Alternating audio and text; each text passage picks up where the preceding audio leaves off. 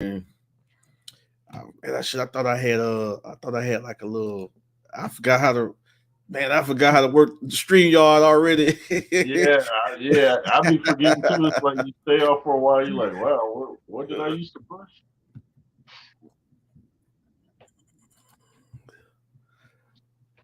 Yeah, man, it's like you starting all over again. You know what I'm saying? Yeah, Like you have to, but I know, once it comes it comes back. It comes back. yeah, Faster for some of us. I know it. It just throws you off a little bit because you be like you ain't been on it, even though it yeah. probably been Wow. 2 weeks. It feel like you ain't been on it for got there the whole got there almost a year or something. It's like Yeah, yeah. When you used to putting out videos every day, and then it's like, wow, I forgot what I was doing. yeah, I know, bro. That's strange, man. That's like a real strange feeling. I feel the N word, but I'm not gonna say it. Pause. You know what I'm saying? I feel like I'm new to this. Like, what is this? What is this? Real man. Wow. Oh man, like, hey y'all, I'm lost, y'all. I'm just walking through trying to find my way home. You know what I'm saying? Yeah, that's all we doing. There's no place like home. What's up, y'all? What's up, y'all? Talk to us. Hey man. Oh man, I forgot to post. You know what? I can let me see if I can add it. Oh no, it's not a. It's longer than a minute.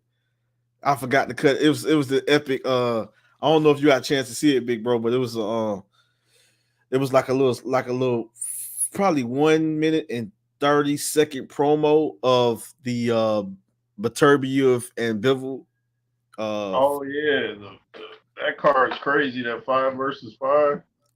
yeah, man. Like I did like it did better numbers on Twitter, but it's right there. I think it's probably about 2 weeks ago when I released that one, and I think you'll like that one, man. It's real cinematic, it's real epic, man. I Wow. like some people was hitting me up, but they like the one they like the little the little trailer I did for Jake Paul and Mike Tyson.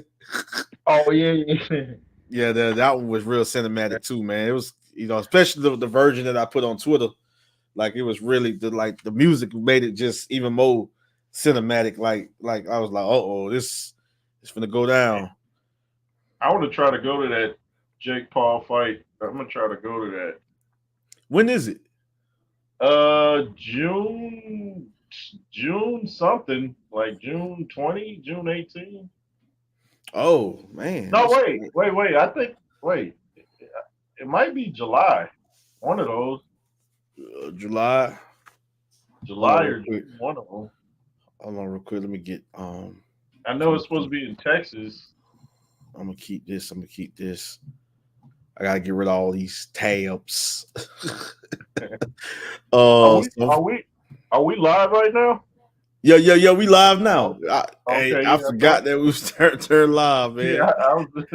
Yeah. I was God, like, I think it's the live. J Yeah. Roos theory, Andrew Tucker world in the building. You know what I'm saying? Hey man, I gotta hit y'all with, what I'm saying, with that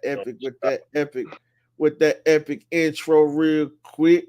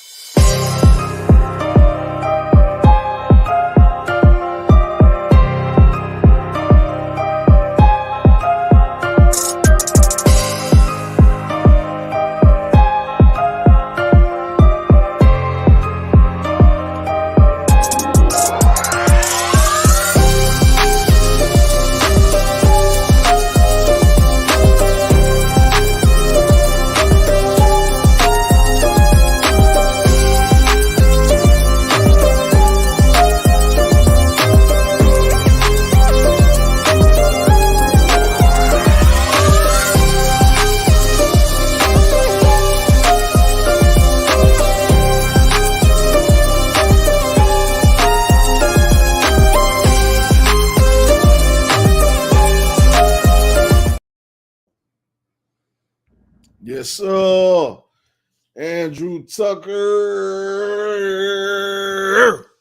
And welcome. Woof, woof, woof, to Andrew Tucker World. We got the general, the one and only NWJ, the heavyweight knockout king of the YouTube community. What's popping, y'all? The J Roos Yes, sir. Theory. That's right. Back like a spinal column. Oh, Let's do this. yeah, we got man. a lot to talk about, y'all. Man, we got a lot to talk about. Y'all see that title, man. Y'all see that title, Boxing Talk, upcoming fights, predictions, featuring the one and only J Cruz. Theory. Thanks for having me, bro. Back in the platform. I appreciate it, man. It's a lot of fights coming up. Yo, man, it's a great time. It's a great time to be tuning into boxing, man. I ain't gonna even lie to you, big bro. Like, yeah, I feel like, man, this is a special year. You think last year was big. This is even bigger, you know. Yeah, it's turning out crazy. Yeah, I'm like, my goodness, man. Like, you know, but you know, last year set the tone. It's like it had to put batteries in some people's back. You know what I mean? But it also had to make some promoters, you know, advisors and promoters step up. You know what I mean? Yeah. But you have I like when people that really see things like we see it and feel, and they feel how we feel, and they feel like they can play, they feel like they can tie into it and make a difference. And that's why I give to your excellency. Yeah, I give, you know, the turkey. Shout out to you over there in Saudi Arabia. You know what I'm saying? Because man, when I tell you, man, how you just came in and just started, just most definitely just starting to give this sport a great look, a beautiful look, and starting to allow the sport to continuously have that strong foundation. You know what I'm saying? And he came in like a mighty whirlwind with a category 10 mighty whirlwind, and just basically just came in like as a mighty storm. And now look at these fights. Look at this.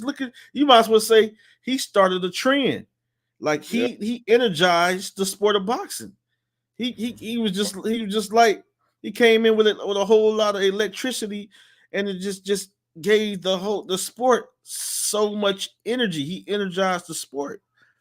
And now we start to get the best fighting the best. It's like now it's not hard. It's like now people starting to like really starting to step up and go into negotiations and boom, making these fights happen real fast. And then you have, you know, a lot of the boxing fans too to think, because a lot of us, you know, says is putting a lot of pressure on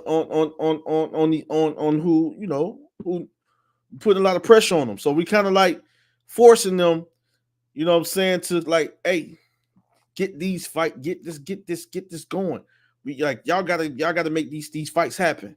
Y'all got to make these fights happen and do what you have to do. It's no excuses. So when you got, you know what I'm saying, the Prince, and when you have, you know what I'm saying, those you know, his guys coming in and they putting up, you know what I'm saying, a significant amount of money, you know what I'm saying, like, here, hey, we gonna make sure that everybody is most definitely getting what they're entitled to and what they deserve. There's no more excuses. Now that's No more. no more excuses. Let's get these fights done. You know what I'm saying? Now, Yeah, he's setting the gold standard right now. I'm telling you, big bro. Like I'm really telling you, man. Like when I tell you, like like he is not. He's not. These guys are not playing. And they feel like this is a massive sport. You know what I mean? Yeah, It's big money in this sport. You know what I'm saying? And so they like, I want to intervene, and I really want to invest into something that in their eyes that's really big. It's very massive. yeah, And then especially when you have certain fights that the fans uh been wanting for years, certain fights, highly anticipated matchups that they feel that can generate a certain amount of money. You know what I mean? Uh, yeah, and so like they'd be like, well, okay, you know, even if a fight, even if a fight, you know what I mean, do like I just say that's just like if they say decide they want to hold a fight in Las Vegas, right? So yeah, they want to you have the event held over there where they're at. You know what I'm saying? Riyadh or any other place or city around around the that region. You know what I'm saying? yeah, But they said like, okay, we come to the U.S., we come to North America, we hold certain fights there, especially in the United States because it's the biggest as far as the country. So in yeah, certain cities there, boom, the more the ones with a whole lot of traction, a lot of popularity. You know what I'm saying? We hold them there. You know what I'm saying? So they tapping into that market, but they're not just tapping into the market.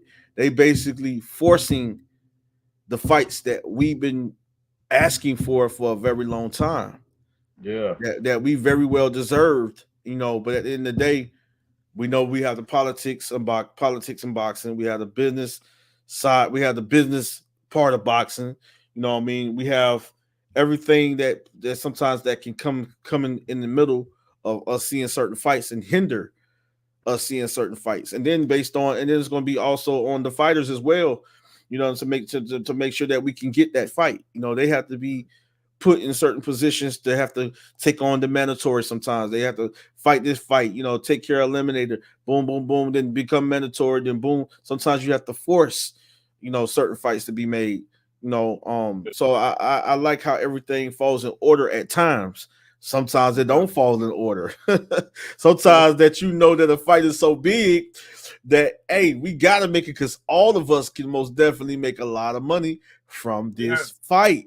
Tyson yeah, Fury, Tyson Fury, Anthony Joshua, just to throw one out there. You know what I'm saying? Javante Tank Davis, Devin Haney, just to throw another one out there. You know what I'm saying? So they're gonna do whatever they can to make to force these fights because they know that these fights can generate a certain number yeah, they invest because when you invest when you invest you looking to double or triple your profit, or that what you invest, you're looking to double or triple. You know what I'm saying? So at the yeah, end of the day, depending on what you generate and what the revenue of this event is, be like, oh, I made this amount. Okay, cool. We're gonna take a little bit out of this that we made from this event. Then we take it and put it to the side. We add it we add it to this little pot of money. Boom, throw it in there. Then we just doubled that. Then add it, throw it in there again. Okay, we just tripled that. Boom, boom, boom, boom. So yeah, yeah, so they look. So yes, the gate has, majority of the time it has to do decent numbers.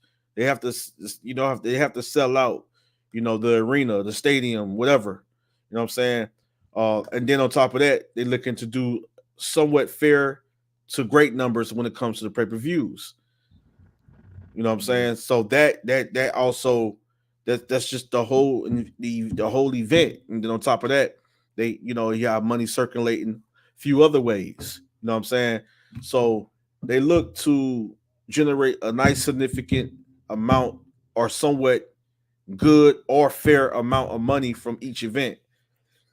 But at the end of the day, I feel like, fighters get to a certain point in their careers, and I would just targeting the fighters. They get to a certain point in their careers where they feel like they're entitled to a certain amount of money. You know what I mean? Yeah. But at the end of the day, I respect the fighters that's gonna take what's being offered because they know, knowing that they can beat this fighter that gets the higher percentage of the deal. They know once they beat that fighter, it's a high possibility, especially if this fighter is taking 2 belts or they taking all the belts if it's undisputed. If unification, boom, they taking he might have 1, the other fighter have 2, boom, he leaves with 3.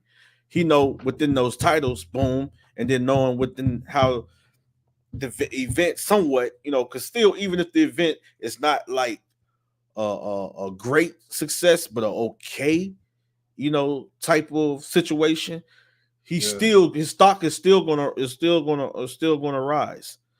Right. Because he's now in a position where he have leverage and he can potentially go into other bigger fights. You know what I'm saying? But you got fighters that don't need no belt. You know what I'm saying? Like a Tank. Right. Certain fighters like, Anthony Joshua, you know what I'm saying? They put themselves in a position where belts don't really matter anymore. Because look at the way they was, you just look at in every area that allowed them in every way that allowed them to be big stars. You know what I'm saying? You look at Canelo Alvarez, even though people hated or love it, he put in the work. Joshua put in the work. Certain fights that that people didn't want to give Tank credit for, he put in the work, but he still is knocking everybody out. Did you catch the 5 versus 5 press conference? Did you catch that yet? No, I did not catch that, big bro. Yeah, because at the end, Roberto Duran came out with a whole new belt. The Prince Turkey, it's called Undisputed. So they have a new belt that they'll all be fighting. Oh, I saw that belt. That's what the belt is called, Undisputed. Yeah, it says Undisputed. What the world? Yeah, and they all came out with their masks on, man. So not only is Prince Turkey giving us the fights we want to see, he's making it creative. We ain't never seen nothing like this. It looked like a WWE event. Everybody, they don't even know. I never seen nothing like this in all my years of boxing. And then the trailer he put out with Eddie Hearn and Frank Warren and the action scenes look like a James Bond movie, man. He knows how to market it. Yeah, it's crazy because I was like, he making mini movies. Yeah. He making many professional looking movies. Yeah. He's promoting, his promotional game is like top tier elite. His advertising, just everything is it goes all out. It's on a whole nother level. Art, our brother Art Sounds in the building. Hold on, I forgot to share this, man. Like I'm tripping. like dang. Did YouTube even notify? No, did they even notify our people? Like, yeah, they don't be giving out. YouTube be tripping with the notifications. Yeah, man. Let me do the best I can and try to promote this myself. Our promoter manager, he sleep. He over there in Dubai, so it's like probably like 3 a.m. over there. He probably knocked out sleep, man, with the family. So I know I couldn't get him to promote, to throw this over there in those big major communities that you have to have secret invites for. And you'll be over there soon with me, so don't worry, big brother. So the day comes where don't be surprised when you have like 300 to 500, sometimes 2,000 to 5,000 live viewers. You know what I'm saying? Coming to your live streams. I'm just saying. You know what I'm saying? I'm just saying. You know what I mean? I'll be like, what in the world? This man got 2,000 subscribers. What the world? All couple of thousand people live watching you. Man, this is just a great time to be involved with boxing. Mr. Turkey found the blueprint of how to do things. He's showing like when fights don't happen. I know everybody holds out for more money, but it's like if you don't make the fight, nobody gets paid. Exactly. Exactly, big bro. DT3 the boom man. One of the generals is in the building. Much love and respect. He says MBBC forever, Reaper gang. Yeah, shout out to y'all brothers, man. The MBBC, our MBBC family. You know what I'm saying? DT3 the Boom Man, Myron, you know, Boxing Logics United, aka Myron Magnus, you know, Reaper Gang Radio, you know, Two Hands Up, you know what I'm saying? You know, them cats is our other brothers, you know what I'm saying? And then you got Jay Beezy, you got Jay Beezy out there, you know what I mean? Much love and respect to them brothers, man. You know what I'm saying? And you know, MBBC, and you know what I'm saying, NWJ, Tucker Army, UK Army. We worldwide with this, man. You feel me? So shout out to that brother DT3, the Boom Man in the building. Shout out to my brother Art Samson, another one of the generals. AJ versus Ngannou at Vert was longer than fight. What you talking about, man? What? Oh, what you talking about, Art Samson? He said the AJ advertisement was longer than the fight. The AJ, yeah, it just came to me like the advertisement. And then Art Samson says, too amazing at Verts, Street Fighter, retro gaming vibe. Yeah, man. And it was and Joshua Show most definitely gave me a Street Fighter, you know what I'm saying, retro vibe when he hit him with that got their last right hand. Like, God dang, boy. That was one of them guile right hands. High cut. You know what I'm saying? High cut. You know what I'm saying? Ngannou just flew flatline. Oh, he's dead. You know what I'm saying? Hey Andrew, you didn't hear Ngannou said was trying to imply he got drugged before the fight. Did you hear that nonsense? Oh, dang, he trying to pull no disrespect to Deontay Wilder. He trying to pull a Wilder, man. Yeah, he talking about I felt sleepy and they tricked me by coming to the arena too early and I was sleepy. Like, man, if you don't stop. I call him excuses Ngannou. I don't call him Francis Ngannou. Ngannou walked down to the ring. Ngannou eyes was like this walking down to the ring. Serious. He was like this here. You know he was focused. He was like this sleepy. And then in his locker room, he throwing them punches. He throwing them punches with, you know what I'm saying? He throwing them punches like with mean intentions. Like I was like, okay, yeah, he ready to come knock out. So I don't know. Between that time before he walked out or getting in the ring, did they throw a little something in his water? Yeah, he tried to say he told his guy while he's hitting the pads, he said, man, I don't feel right. Like, nah, dude. You had tons of energy until you got put to sleep. That's when you got sleepy, when you got knocked out. That's when the sleep happened. I was sleepy. Hey, man, that's funny, bro. Hey, DT3, man. Hey, man, you know, matter of fact, man, you want to join us, bro? You can, man. I'm put this link up. Anybody want to join us? You can. DT3, come on in. Yeah, come on through, man. You know what I'm saying? This boxing talk. You know what I'm saying? Boxing talk up for the up and coming fights and predictions. So we doing all that, you know what I'm saying, while we here, man. You know what I'm saying? I throw that out there. Anybody, Art Samson, you know what I'm saying? Any one of y'all, man, you want to join us, man? Let me throw this. Let me share this to Twitter too. Let me share this to Twitter, man. I'm telling you, man, for real. Anybody is welcome, man. Anybody. So ever since then, I've been calling them excuses Ngannou instead of Francis Ngannou. He's excuses Ngannou. Not excuses Ngannou, bro. Now that's wild, bro. That's wild, brother. And you know what AJ said? When he clinched him, he's like, oh, I could take this dude. Like, he didn't even feel the power. Like, he's like, oh, this dude ain't like Fury was talking about. He's like, he clinched him. He's like, oh, I got this. So, you know, the two bodybuilders can handle each other. You know, Fury tries to say a bodybuilder can't box, but those two bodybuilders, you know. Hey, man. Hey. Fury loves saying bodybuilders and all that dope. We got put on his behind by a bodybuilder. Yeah, exactly. Yeah, you're gonna talk about bodybuilders. You got put down by an MMA fighter and a bodybuilder. Like, dude, that was a double whammo. So, I know that's crazy, bro. Yeah, I'm like, dude, that's why you shouldn't talk so much. I mean, you make yourself look crazy. Yeah, man, you should, Fury, but Fury gonna talk his trash, bro. He don't care. Yeah, like Fury. He just recently said Usyk is Holyfield and I'm Lennox Lewis. I was like, wow. Hey, Fury, man, Fury can get knocked down 3 times and get a gift decision and they come out the next week or next 2 weeks Yeah, that wasn't my best, mate. That wasn't my best. That wasn't my best. I was now sleepy beat and still whooped his butt. Yeah, that dancer could beat me. I have trained for that dancer. I will rematch that dancer and prove to that dancer that I can beat that dancer. Bring that dancer my way. I can beat that dancer. That dancer got lucky. I didn't train for that dancer. I overlooked that dancer. I was like, Fury, all right, we got you, Fury. We got you, bro. Yeah. We got Tony's reviews in the building. He said Fury has become a bodybuilder. Have you not seen him lately? I know he's becoming exactly what he's talking about, ain't he?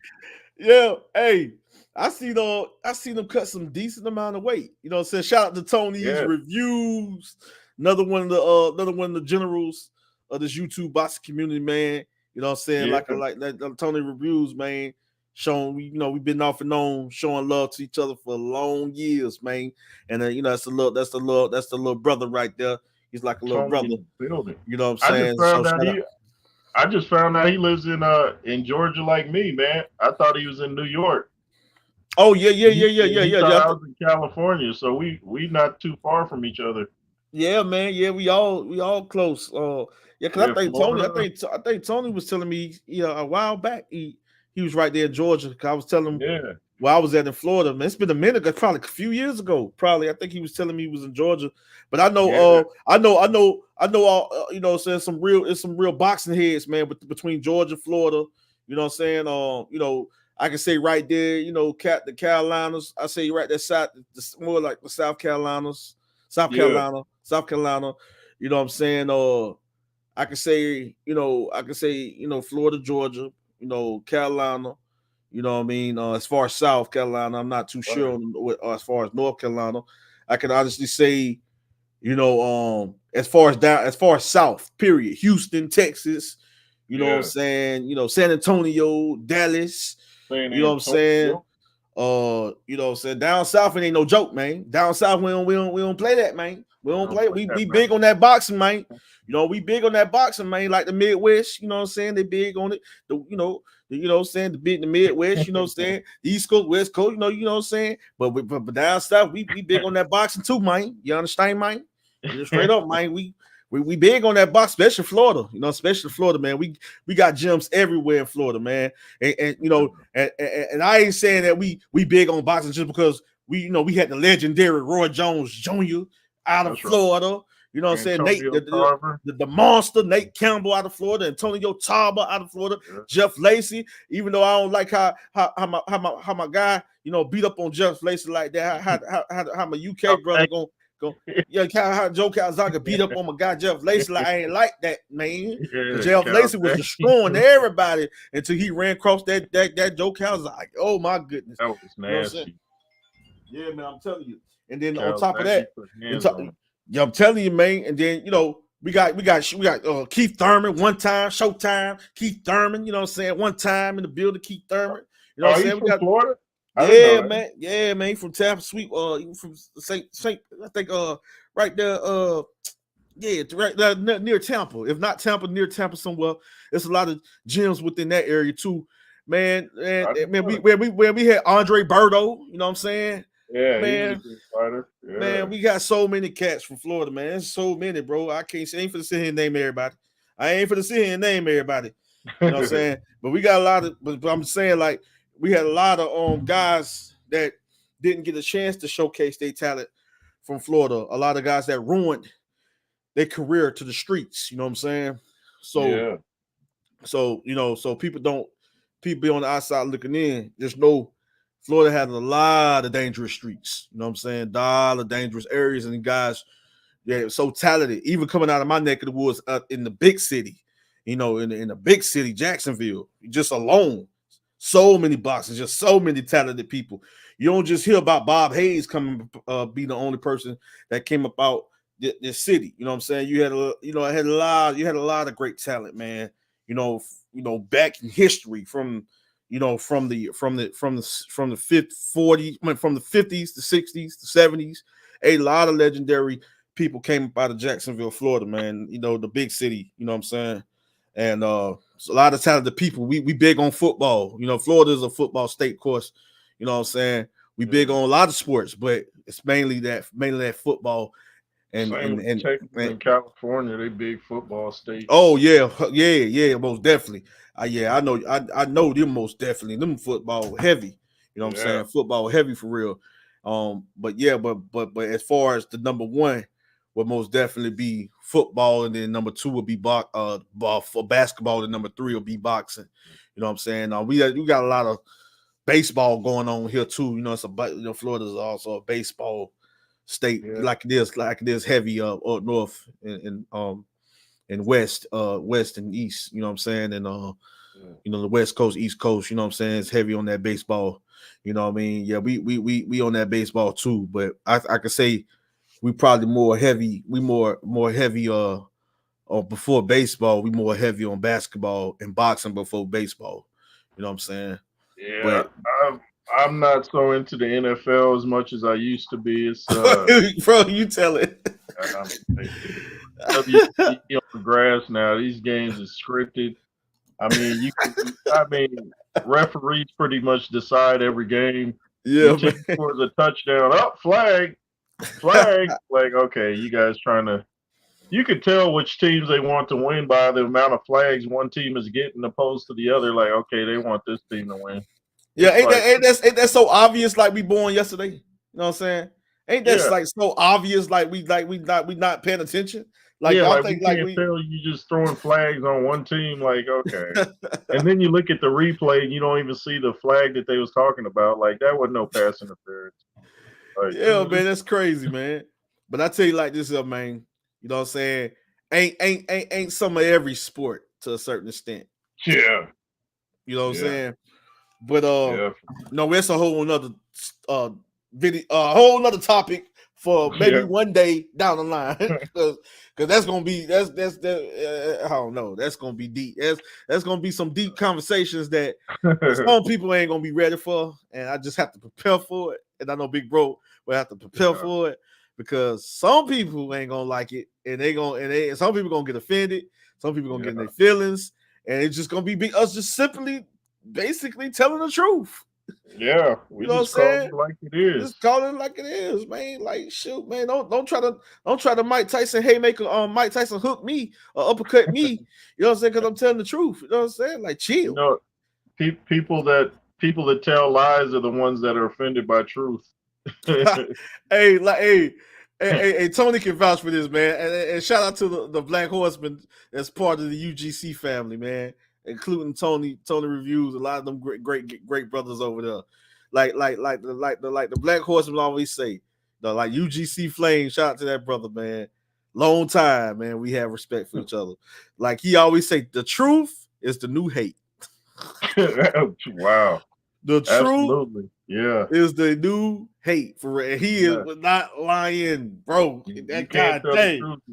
You tell the truth, somebody's offended. You lie, everybody's smiling. Like, you tell the truth, you might get canceled or YouTube or shadow ban you. Oh, I ain't finna go there. I ain't finna go. I ain't going to go there. I ain't got time to go through that long year war with them people. Never mind. You know what I'm saying? Much love to everybody. Much love, respect to everybody. Everything's good. Yay. It's good. Now, it's good. Now, let all my people come in. Like, send the rest of those notifications out. We good, YouTube. Hey, if y'all want to jump in on the conversation, come on in. Whoever wants to come on in and talk some boxing, just let us know who you think is going to win. Zhang, Wilder, Dubois, Hergovich, Bivol, Beterbiev. Let us know who you got and why. Know what I'm saying? Matter of fact, bro, who you got in the I got Bivol by points against Beterbiev, but hey, it could go either way, so I ain't mad at nobody picking Beterbiev. Man, that's gonna be a crazy fight. It's gonna be an epic fight too at the same time. Yeah. It's gonna be a crazy fight too. And reason why I say crazy, because like my goodness, bro, you know what I'm saying? That dude, man, Arthur Beterbiev is just basically so awkward. Yeah. And not just him being so awkward, him being so strong. Yeah. just being so strong and just willing to just do whatever it takes and go all out. I mean, go the extra 10 miles, not the extra mile, the extra 10 miles just to make sure he catch you and trap you and then annihilate. Yeah. You know what I'm saying? But easier said than done for a fighter that's not going to give up his ground. And when I say give up his ground, he is not going to. He's not going to be stagnant, and he's not going to neglect his game plan. Bivol, them type of dudes, so many amateur fights, man. So many different styles. It's like it's nothing. I don't think it's like nothing this man ain't seen before. You know what I'm saying? It's like because people kept telling me and coming at me, you know what I'm saying, much love and respect, because Canelo one of my favorite fighters, and I don't want to hear no excuse that he was too small, because that dude walk around sometimes the size of nearly goddamn cruiserweight. So all I'm saying with no excuses. So all I'm gonna say is this: as much as love and respect that I have for Canelo Alvarez, I kept telling people that I just feel it's an upset. I just think that Bivol just seen so many experience, and you say amateur fights don't really matter, don't really count. No, it ain't just the amateurs, the games that he's participated on, certain levels, certain things that he accomplished, certain experience you gain when you've had so many fights and what was presented to you with so many different styles that you may have seen before on numerous occasions, having so many amateur fights.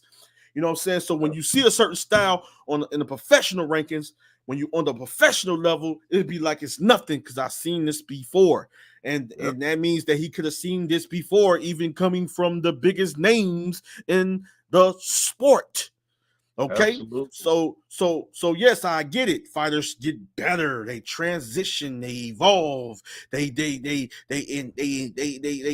develop certain techniques and fundamentals, they make adjustments, and they get better and they get better and better. But guess what? Sometimes when certain fighters with certain accolades and certain credentials and certain experiences and certain ways and certain levels of so many 100 and something amateur fights, like a Loma or something like that, them styles don't mean nothing to them. Talk to him. You understand me? You know what I'm saying? So maybe this Beterbiev style ain't nothing he seen before, because he probably learned a long time ago that this is the way you beat this man on the road. Yeah. I think it might look like was rhyming a little bit. Was I rhyming a little bit right now? Rhyming a little? Yeah, you're dropping bars. We should put a beat to it. You need to put a beat to that. I was like, this ain't probably a style he ain't seen before, and you know what I'm saying, he's like, okay, ready, let's go, and I don't beat this type of style before when I was on the road. I mean, that's lyrics right there, lyricism. They ain't ready for. Don't give them too much. They ain't ready for that. They ain't ready for that. Hey, like the freestyle battles. Hey, yo. Yeah. Hold on, pipe down. So what I'm trying to tell you, that style is very familiar. Yeah. You know what I'm saying? So don't get in your feelings when I try to tell you. You know what I'm saying? That style is so familiar. You know what I'm saying? Right. He's like, oh man, I ain't trying to hear you. It's like I beat this style before, man, because I'm just a hold on a different killer. They ain't ready for that. They ain't ready for the bar. RSL said Drew Roos kick a beatbox. I know, huh? J Roos on the ones and twos. We can't lose. I refuse. I put my comp in cement shoes. I got more bars than Bourbon Street. Matter of fact, I'm like Cali when I bring the heat. Oh, yeah, you know what I mean? When he bring the heat, when you see the J. Roos theory and Andrew Tucker, you better retreat. Because we always about winning. Ain't nothing, none of us those taste defeat. Better That's know, right. Boy, we bring the heat. Better know, bro, we like them tigers, lions. Yeah. Oh, boy, we get you, and we wildin'. Beast mode, out of control. Oh, you can't handle the beast mode. You better run, boy. You better go hide and tuck and go. Yeah. You better run, Forrest, run. Because Run. we so beast mode, boy. We even hit you so hard and not your hand go flying your gun. Y'all better ask around. Boy, we speak the truth, boy, but we not nuns. Boy, when it comes to that foolishness, toleration, boy, we having none. That's right. Understand, know the plan. We so advanced. We Yeah. so enhanced. You rappers ain't on another level, all right? We on another level. Y'all don't have a chance. Like y'all lyrics are so stale, like some old mayo. Yeah. Boy, I'm coming hard, boy. And I'm Yeah. laying you down, boy. See, You better y'all, understand that. And you better they show get some li- respect. We'll walk all over y'all just like y'all was our doormats. Uh-oh. Better understand. We say a lot in a mouthful. Y'all some rabbits and we some pit bulls. Matter of fact, he's That's what it is. J. Roos King Kong and I'm Godzilla. Or he Godzilla, I'm King Kong. You better understand, boy, that y'all ain't ready because y'all ain't on the level we on. We just see you guys get boxing talk and you get lyricism. You see that? You get lyrics. We dropping lyrics. You know what I mean?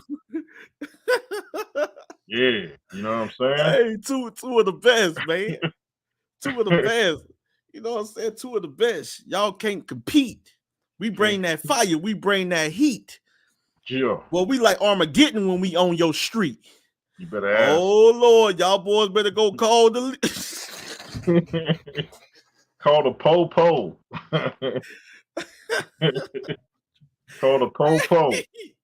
Hey, ourselves song say fire, straight fire, y'all boys, fire, man. Bringing that fire. Ourselves song, that's the truth right now, right here, man. That's the truth right here, man. You dropping bars, y'all.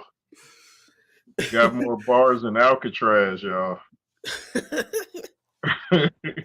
Hey, man, but yeah, I think it's highly competitive. Bivol, Beterbiev. Yeah. I think it's highly competitive. You know what I'm saying? I think that, you know, they're gonna challenge each other. They're gonna make each other dig down deep. I don't think neither fighter gonna neglect the game plan. I don't think neither fighter is looking to let the other guy dictate the pace. Beterbiev is that very strong boxer, puncher, technical brawler that I feel like if you can't keep him from coming forward, if you can't keep him from cutting off the ring, if you can't keep him from setting traps, you know, if you can't keep him from getting in position to set up mean, powerful combinations or even mean, powerful, hard-hitting single counters, 2-punch counters, 3-punch counters to the body, to the head. If you can't stop his onslaught, then you're in trouble. But what's so special to me about Bivol is that him, when he works those angles, and sometimes even the movement can be so frustrating that it's hard to trap an elite level mover like that. Yeah. Okay. So he's like he's in and out, and then he worked the angles. And then boom, boom, next thing you know, out of nowhere comes a rapid pace. And sometimes be very, very perfectly timed combinations. Beautiful 1-2s, hooks, boom, boom, boom. One beautiful 1-2s, uppercut, in and out, working angles. That dude is just hard. It's gonna take sometimes it takes a little more time than usual to figure that type of style out. It takes a special style and an elite level fighter with a special style to beat a fighter like that. Okay. Yeah. So all I'm saying is that if it's a repeat of the Canelo fight, I would not be surprised. If it's a repeat, of when he fought against Joe Smith. Yeah, Joe Smith, yeah. I wouldn't be surprised if that this fight, which I think is slightly a little different because you have a guy that's gonna look to apply so much pressure, and you feel like you're not having the power to really keep me stop me from coming forward. But Bivol is not going to stop moving. Bivol can move and work the angles and be in and out and work the stop. He can go for 15 rounds. That's the problem. Yeah. Like this guy don't believe in fading, getting tired. This guy don't believe in giving up ground or neglecting the game plan. This guy do not believe in stop. He don't believe in stopping. He don't believe in stop letting his hands go because he's feeling certain power shots. He don't believe in, you know what I'm saying, just letting somebody just walk all over him. Just like the Beterbiev would do any and everything to win, Bivol would do any and everything to switch and take it up another notch, meaning take it up one level than he was previously because of the style he's dealing with. So boom, he switch it up another notch. He switch it up another level. The next thing you know, god dang, Beterbiev can't keep up with him at all. Yeah, it could end up one-sided. You know, by the time Beterbiev figures his style out, it might be round 12 and it's too late. It could be one-sided like that. Yeah, that's what I'm saying. Oh no, Art Simpson. That no. Yes, not that Smith. We talking about Joe Smith. Callum Smith fought Canelo. We talking about when Joe Smith fought Beterbiev-Bivol, Art Simpson. Yeah. We talking about Joe Smith, not Callum Smith. We talking about Joe Smith when he fought Beterbiev-Bivol. Like I was saying I was kind of like making an example when I was talking to Big Bro. And just trying to letting them know that it can kind of be similar to when Bivol fight Beterbiev. It can kind of be similar to when what's the name? I forgot when Bivol beat Joe Smith. You know what I'm saying? It could be similar. It could be similar to that. It could be similar to when Bivol beat Canelo. It could be similar. You know what I'm saying? But I feel like it could be. Hey, Andrew. What's up, big bro? You see that comment says Chelsea greetings from Norway. that's my wife. She ain't in Norway. That's like an inside joke. My son gets on people's live streams and they be saying they from Norway.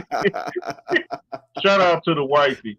Shout out to the sis, to little sis, man. Greetings to my little sis from Norway. You know what I'm saying? Shout out to Chelsea. My little sis from greetings from Norway. You know what I'm saying? hey, Arcel says, okay. Oh, he says, thank you. Much love, brother. Hey, Chelsea says, don't lie on my name. Hey, sis said, don't lie on her name. She from Norway. Right. She one of the Norways. Norway. She one of the princesses from Norway. You better. She represents. You understand? And bring me some food on your way home, Miss Chelsea. Hey man, food. Hey, listen, you know hey, you going at the Prince of Norway? I'm telling you, you gonna get them ferries. Some ferries gonna come flying and come, jump you, boy. Hey man, it's special, man. It's beautiful. It's special over there, man. It's magical over there. You know what I'm saying? Yeah, you know. Y'all little fairy friends can come beat you up. You know what I'm saying? Tony's review said your wife, Lotto, is in the building. He said, Chelsea looks like Lotto. Yeah, they do look. They do have They do look kind of like. Yeah, bro. Yeah. Dang.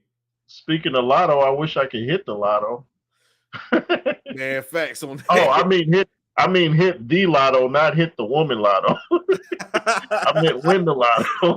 Yeah, sister, pause. Pause. You know what I'm talking about the lotto.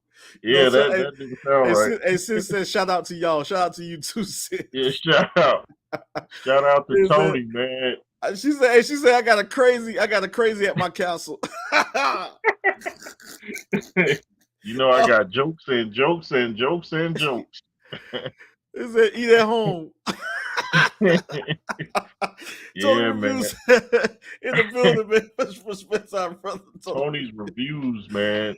Hey, sis say, Yeah, man. Yeah, so big bro. So I'm saying Bivol unanimous decision, but it's all about when they step in the ring. It's all about when they step in the ring. May the best man win. I got love and respect for both of those warriors. May the best man win. I know Bivol is going to be at his best. He coming in there to execute the game plan. At the same thing for Beterbiev. It's a great fight stylistically. It's competitive. It's entertaining. It's a chess match. It's a war. Turns back into a chess match, back into a war. at times on the inside, and then you know who gonna execute. You know what I'm saying, on the outside in the way. You know what I mean. You know who gonna execute that outside game plan. You know, but you know what I'm saying. But yeah, man, it's gonna be interesting. So I just say, man, slightly edge it to Bivol UD, but you know who you think who you got winning this, big bro, before we go into that next fight. Oh man, speaking of wives, my queen is in the building. Brandy, hey, what's up? Is in the building. She says, "Hey everyone." Hey, what's up to you, Brandy? Know what I'm saying? Thanks for coming through. Hey, we have everybody touching down today, huh? Hey, she got a mean Ali one too, bro. You know what I'm saying? She got that Ali one too. Yeah, she got that Ali one too. Yeah, she'll throw that double jab and then come with that fast one too. You know what I'm saying? I time it most of the time with the finish shell, but sometimes she be like, okay, in her head, timing, catch him slipping. One of them counter right hands, boy, that jab, catch you slipping, right hand can't pop. Oh my eye! Like, yeah, catch you with your guard down. Wow. Oh yeah, but she got hand speed, man. You know what I'm saying? The little midget got hand speed. I'm sorry, baby, for calling you midget. The little midget got hand speed. I mess with her all the time. Hey, shit about hubby. Love you too, Queen. We love you, Queen. Yeah, thanks for coming through. Most definitely. Thank you for joining us, man. For me and Big Bro. Thank you for coming through, joining us, y'all. Yeah, I got the same. I think it's going to be the same way that you said with Bivol, you know. But I think Beterbiev's only. I mean, he's going to have to catch Bivol with a shot he don't see coming, and I don't really see that happening.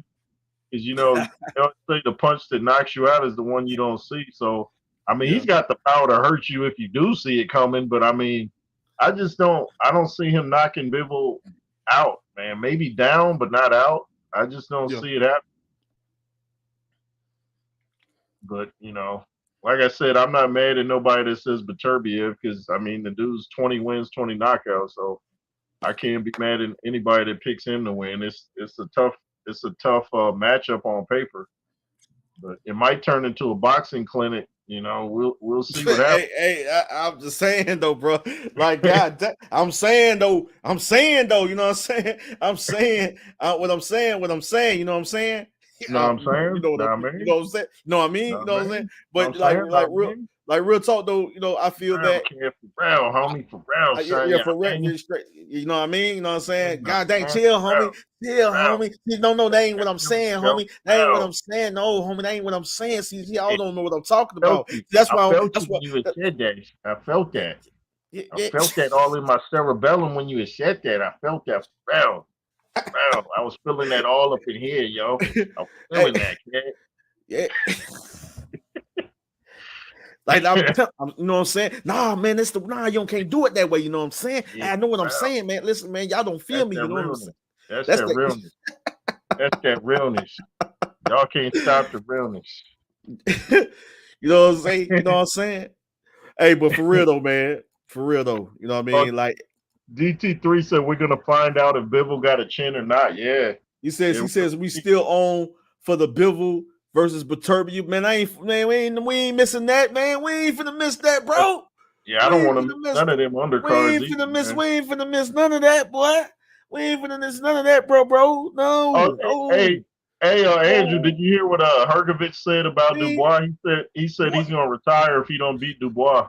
Boy, when I tell you, bro, on that day, June the 1st, I'm telling you right now, don't be surprised if Andrew Tucker World, you know what I'm saying, at the J. Roos theory could be like, hey, bro, he gonna be yelling and screaming, bro, wake up, because I'm gonna pass out, going crazy. I'm gonna go crazy. You hear me? I'm gonna go crazy with that commentary. You hear me? I'm gonna go crazy. DT3 gonna be in the room. The J. Roos theory gonna be in the room. We gonna be going hard, but I'm gonna go crazy with that commentary. You hear me? I'm gonna pass out, and then they're gonna be like, "Dang, did this man gone? He ain't moving." Then I'm gonna wake right back up, start screaming and going hard again That's with right. the commentary. That's Big bro, right. I don't think they know. I don't think they know. They I ain't don't ready think like they know. uncooked spaghetti. Well, we got They ain't well, ready. we got the spirit of God in us, boy. We you know what I'm saying? If we have the spirit of God in us, boy, we go take them to a whole nother realm when we doing that live commentary, man. We gonna take it to a whole nother realm when we do that live commentary, man. You hear me? That's We gonna take right. it to a whole nother realm. You know what I'm saying? We They ain't gonna be ready. going, bro. I'm telling you, that's we gonna feel the spirit. We gonna feel the spirit gonna hit us, boy. The spirit gonna hit me. Man, the spirit gonna hit us, boy. We on another level with this, man. We on another level with this. I'm looking forward to the heavyweight fights even more than the Bivol-Beterbiev. I want to see Dubois, Hrgovic. I want to see Wilder, Zhang. Those are my main events. Boy, listen, we ain't missing big bro. We ain't missing. Hey, DT3. Hey, the J. Roos theory. We ain't missing none of them. You hear me? You know what I'm saying? Hey, DT3 said had to check on the wife, but I'm back. Hey, our brother back like he never left. You know what I'm saying? I can't wait to go live, do live commentary with my brothers again, man. I can't wait. He said we're going to find out if Bibba got a chin. Oh, yes, we gonna most definitely find out if he got a chin. And we gonna most definitely find out if the movement don't be too much for Beterbiev. All right, you know what I'm saying? Because I know he stay in shape. I know he's strong. He stay ready. That dude can go 15 rounds if he want to, too. You know what I'm saying? Age ain't nothing. 39. What he 39? What he 39, big bro? You know what I'm saying? Yeah, I think he 38. is. 38, 39. Age don't mean. I got an uncle who's a trainer, you know what I'm saying, who's a boxing trainer, and he can go 16, and he's 65 years old. 60 just turned 66.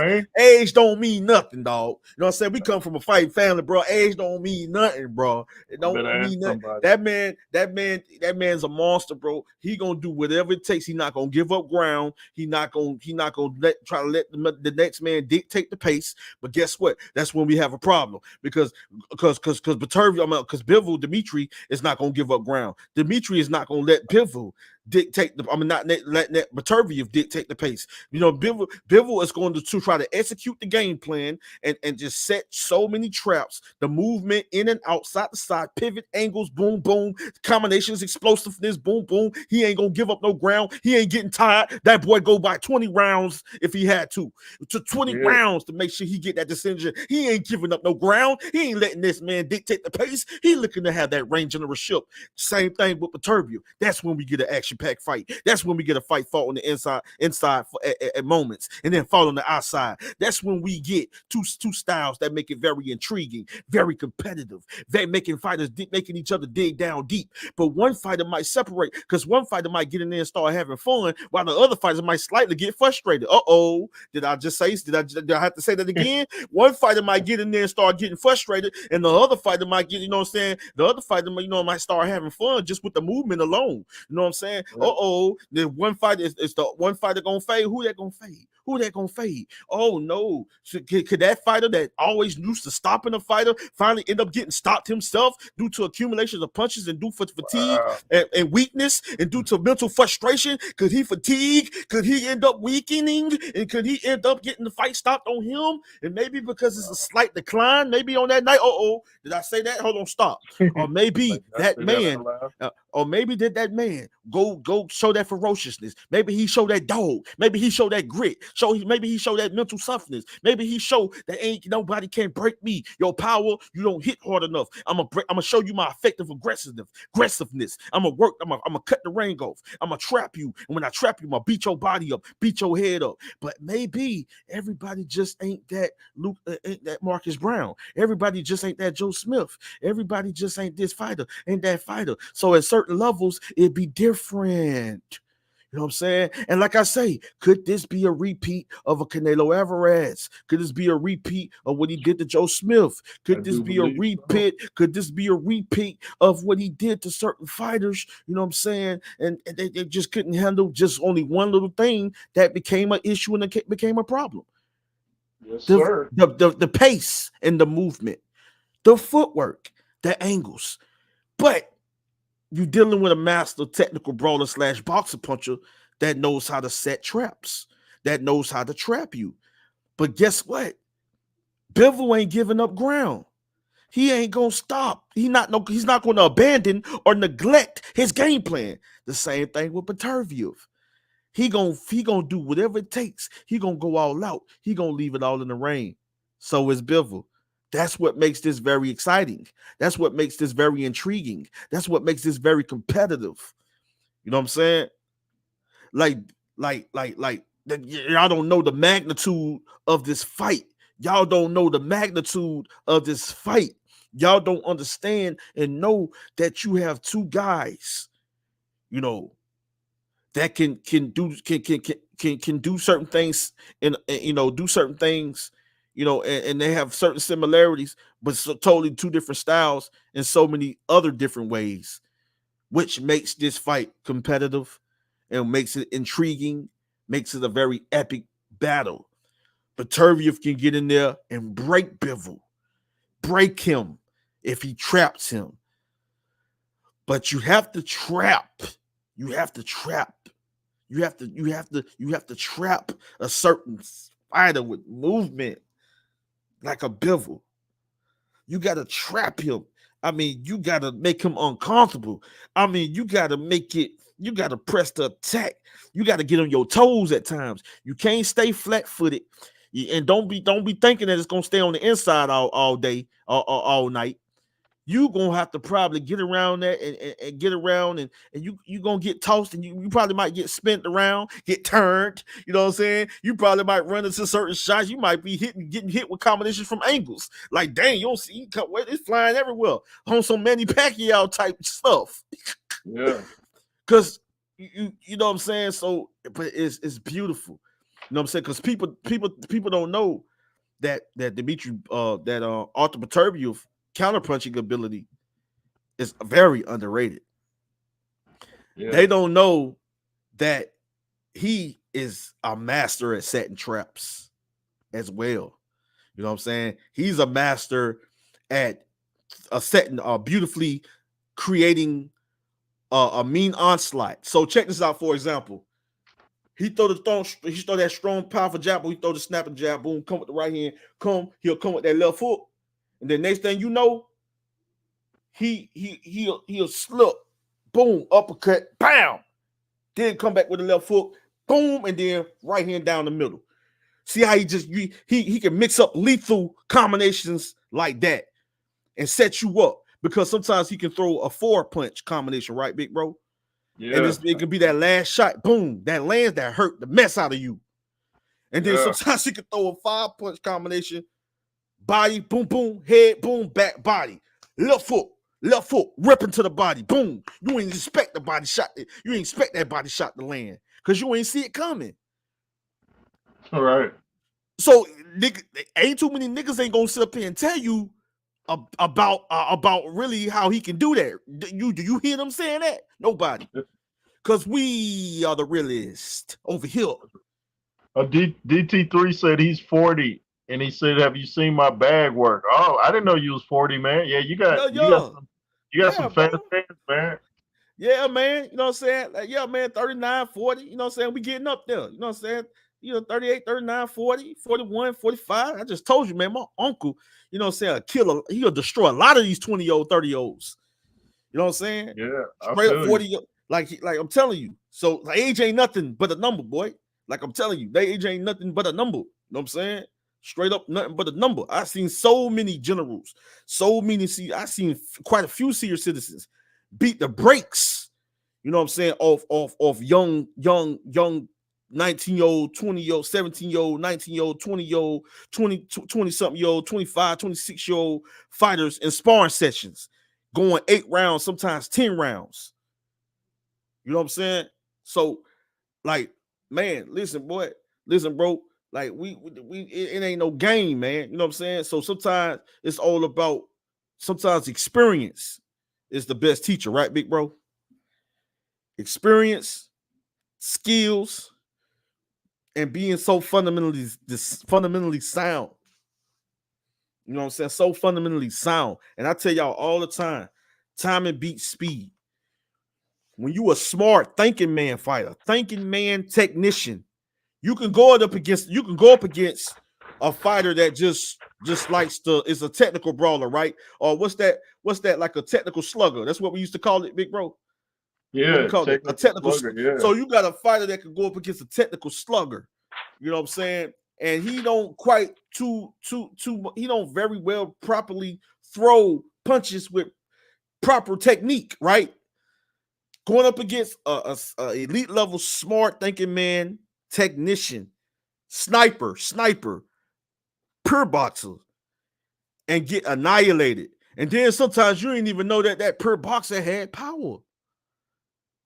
And this guy and this technical slugger had a chin. Went up against so many power punches, but he's like, oh man, I ain't finna get hit and get hurt by this pure boxer because he ain't got no power like that. Next thing you know, perfectly timed shot right down the temple, chin. Down goes. And you see Tony's comment. He said, "I'd like to say a prayer for the soon-to-be departed Mike Tyson." So he says Jake Paul. So he thinks Jake Paul stands a chance against Iron Mike Tyson. Can you believe that? Hey, let me get to the rest of these comments, man. Let me get the rest of these comments. I'm just going on. You know me, man. You know what I'm saying? You know me. You know, I go deep under the ocean floors with it, man. I go too deep with it. That's right. You know, said DC3 said Beterbiev can punch. Yeah, he can. You know what I'm saying? He very well can. No, and then nobody denying that. Nobody denying that at all. You know what I'm saying? But you know, and he not just only can punch, he also has elite level skills. He's a technically sound boxer puncher. You know what I'm saying? He ain't just no puncher. You know what I'm saying? Didn't he knock Usyk down? Beterbiev? Yeah. Mm-hmm. As far as sparring. Yeah. No, actual wasn't in the actual the amateurs. The amateurs. Yeah, the amateurs, yeah. And okay, I got another comment. DZ3 says, get your inhaler. Nah, man, I don't need none of that, bro. I got the Holy Spirit. That's what's gonna revive me. If I pass out, well, I'm bringing my Holy Spirit coming in, the Spirit coming me. You know, I died and left my body coming. You know, I actually died and came back to my body. So that's how. I think he's talking about the audience is gonna need their inhaler because they're gonna lose. Hey man, check this out, bro. You know what I'm saying? Hey y'all, DC3 and the J. Roos theory gonna probably have to fly. They probably gonna have to fly to Florida. Be like, hey, we gotta go get Andrew. And next thing they don't flew to Florida and Andrew back on the live stream. I'm like, hey man, y'all gotta fly back, bro. Or y'all can just stay over here. We do commentary over here. Yeah. Hey man, I'm telling y'all, one of God's mightiest warriors, man. I'm telling you, all of us, the J. Roos theory, DC3, the Boom Man, y'all, bro, we blessed and highly favored, man. And I'm telling you, man, we gonna give y'all some electrifying, epic commentary, man. We one of a kind. The thing is that we all share and have in common, not just that we boxing historians or we hardcore boxing fans or we come from a boxing background. Yeah, we all were amateur fighters. It's just that the passion that we have for this sport is unreal. And that's what makes us different. And that's what allows us to have a powerful connection. You know what I'm saying? And so we all come from some of the roughest areas of our neighborhoods and several neighborhoods and highly respected. You know what I'm saying? A lot of us have martial art backgrounds, boxing backgrounds. And the thing is, we are leaders, we are role models, we are great men of God. But you bringing smoke our way, we want all the smoke. We want all the smoke. We take on all comers. Comers. We want all the smoke. We don't run from no smoke. None. We don't run from no smoke. You don't run from no smoke. Like you see that comment. DT3 said he destroyed, kills the bag. Guess what? Go check out the J. Roos theory. He's the same way. That man to destroy you, knock your head off your neck. Wow. You know what I'm saying? I know y'all already see Andrew Tucker playing around on the heavy bag. That's light work. That's light work.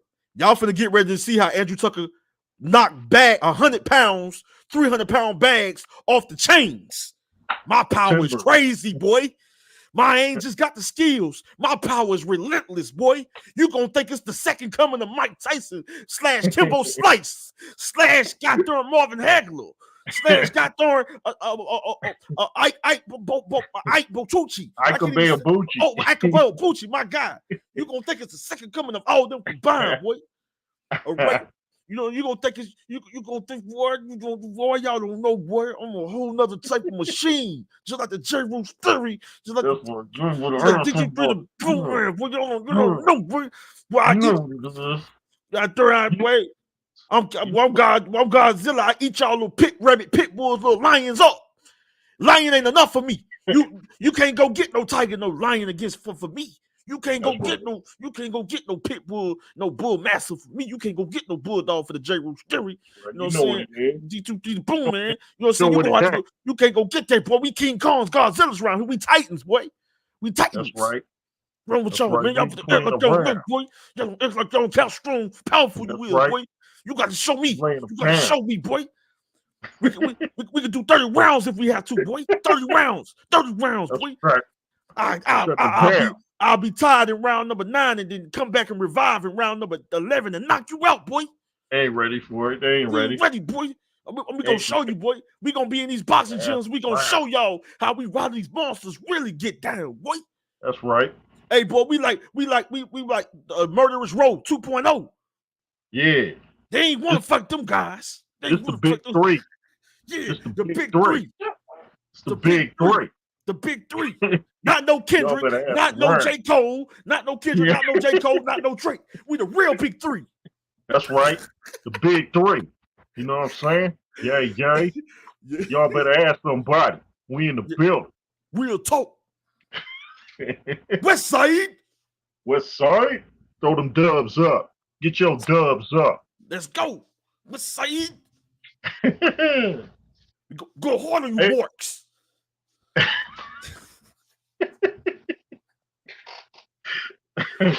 We just having a good old time, y'all. See, we don't take the sport too serious. We take it seriously, but we can laugh at ourselves. We can play around.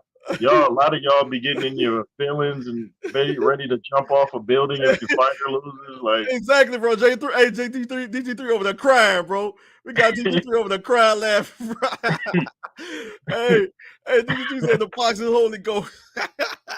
we getting crazy with it, y'all. Hey, y'all see my big bro. Y'all see my brother, man. He say I'm 40, man. Y'all see my back, but y'all better go watch my boy.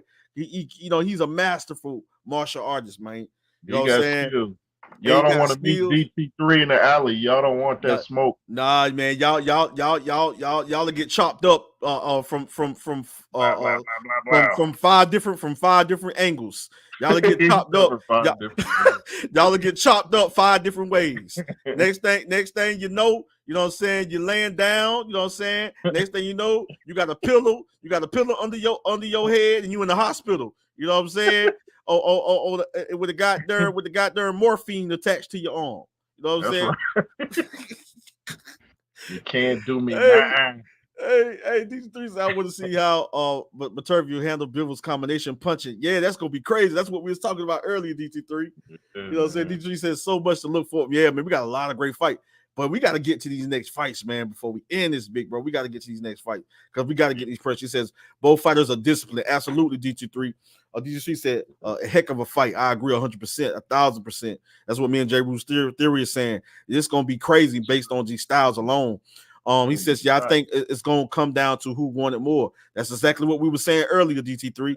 DT3 says, in my honest opinion, it's a war waiting like the Cruz versus Matias. Now that's going to be wild. That's going to be like two Tarzans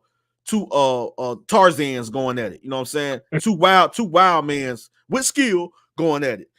Yeah. Them dudes, they're some monsters, bro. You talking about two dudes that breaks their opponent. If they not if they not up to par, if they not prepared, and they can't stop it. These two monsters right here, Cruz and Matias, breaks their opponent. These are two technically sound, awkward monsters. Matias and Cruz is the biggest fight, I feel, based on styles in the sport of boxing. Hands down. Yeah, that fight's crazy. Bro, oh my goodness. DT3 says 2 men who don't take backward steps. War, absolutely. They don't give up ground. That's what we were saying early, bro. They don't give up ground. One man ain't looking to let the other one man ain't looking to let the other dictate the pace. They're not gonna give up ground. They're not gonna neglect their game plan. They're not gonna neglect letting this guy get ahead and that guy get it. They're gonna come. It's gonna be epic, bro. You know what I'm saying? Ton of reviews says I like to say a prayer for the soon departed Mike Tyson. Prayer. Can you picture Mike Tyson beating Razor Ruddock, and then all of a sudden he gets stopped by Jake Paul? Hey man, but the thing is, like, hold on, man. Let me see if I can show this, bro. But I know that this clip probably too long for me to add, unless I gotta get the little upgrade version of StreamYard. The one, they have like little other features and you can add like 10 people onto the panel and all that little other stuff. I gotta get that version because this free version is kind of like limited. That's why sometimes I go, other than when I had you, big bro, DT3 and the rest of the guys, that's the only time I do the StreamYard. But if but if y'all venture off and have to handle some business and taking care of the family or on y'all platforms and covering fights and doing stuff, media, then that's when I go to OBS. So that's why I go to OBS. That's the free one that you can do a whole lot of stuff. You can have your joint set up looking like ESPN for free. Straight up. Hold on. So let me see if I can find this, big bro, just in case you can see this. Tony's reviews just has one of the wildest comments I've ever seen. He said, if Tyson loses, he's old. There are many C-level young fighters that would destroy Tyson. I would like to know who that is because why is Mike Tyson? That's what I keep asking everybody. They keep saying Mike's abused his body with drugs. Okay, so why does he physically look better than Jake Paul? Why is he fast? How can you be faster and look better and yet still Jake Paul's going to win because he's 27?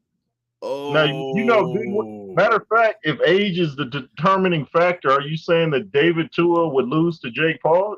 David Tua is my age. Go check out David Tua's Instagram and you tell me Jake Paul can handle David Tua. David Tua was a goddamn heck. Now hold on, hold on, pause. Don't bring David Tua into this. Do not bring that goddamn. Don't bring that. Don't like, do not. No. Hey, no. We got to start right now. We got to pause. Let's say if Mike Tyson gets hurt and pulls out, let's bring David Tua in and see what Jake Paul can do with David Tua. We is not bringing that monster. No, because David Tua would decapitate Jake Paul. He ain't not. He's still young. He like 49, 51. He's my age. He's 51. Man, listen. Hey, bro, when it comes to that monster, David Tua would destroy. I mean, I think it'd be worse than Mike Tyson. When it comes to that monster, good luck because even Jake Paul, hardest shot ever. I mean, he can dig down deep, plant his feet. He can have a big, strong foundation as far as legs all day. He can have little decent power. He lands on David Tua. David Tua smiles at him, he in trouble. Tony, you can't compare Holyfield to Tyson. Holyfield had wars. Mike Tyson didn't have that many wars.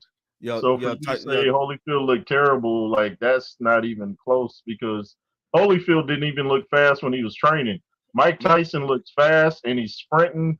They said he's running an hour before he even trains. What can Jake Paul do with Mike Tyson? What's he gonna do? How old Holyfield about 61? Yeah, he's somewhere. Yeah, I think he's like 60, 61. But even Jake Paul's trainer said that Jake Paul doesn't have world-class power. But 61, Holyfield, like you just said, accumulation of just the wars. Yeah, he had wars. Like his 61 is really pretty much, to be honest with you, is like a 79. Yeah, his 61 is like a 79. It ain't like Mike Tyson. Yeah, Mike Tyson. He like his 57. He's 57 years old.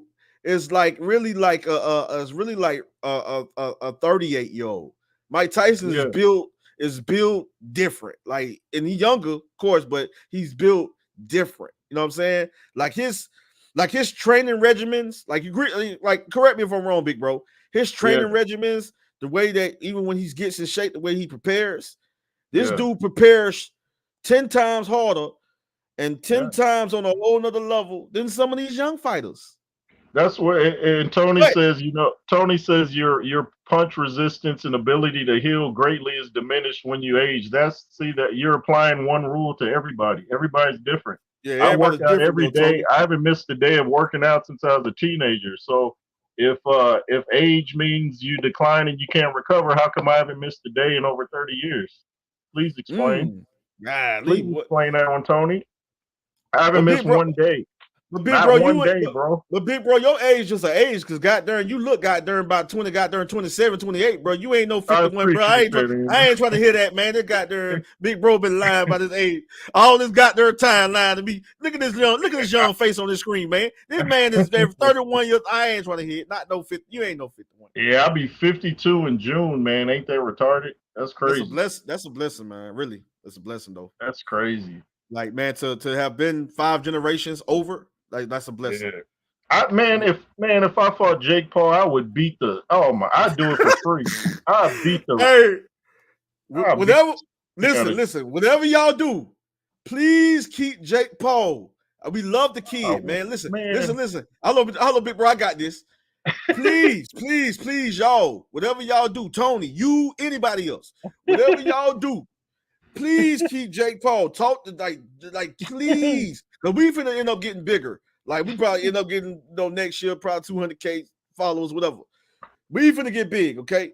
So, if we get to a point, we just, what I'm saying, we just may say certain things, and Jay Paul kind of listening in, and he'd be like, oh, they calling me out. Let me whip up on these old guys. You know what I'm saying?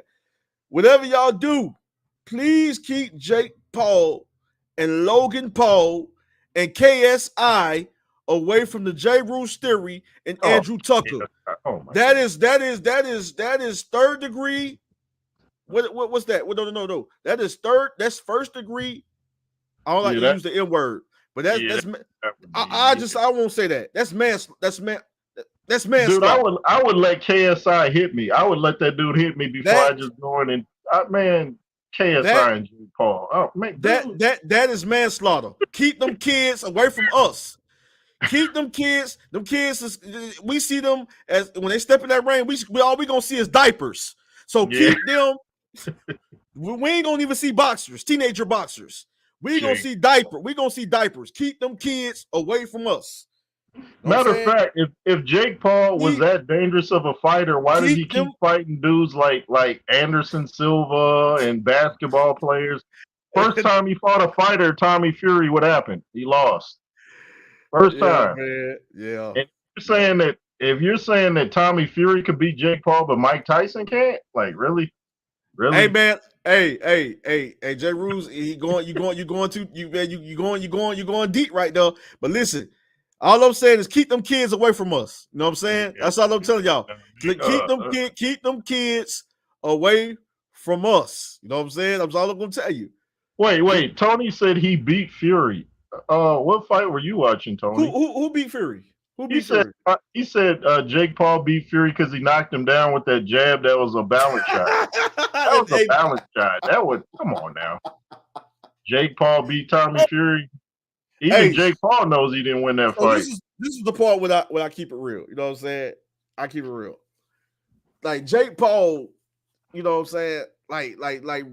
Be honest with you. Jake Paul over the 3 years, I say, of training, of even just getting down the basics, you know what I'm saying?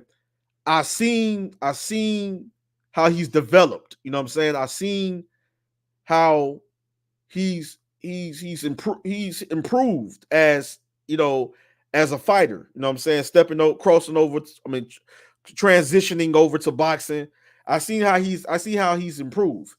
I like how he, is being smart. He's becoming a smarter fighter. As far as the way he set up certain shots and stuff. I'm paying attention. I'm doing my film study. I love his. I love how aggressive he is.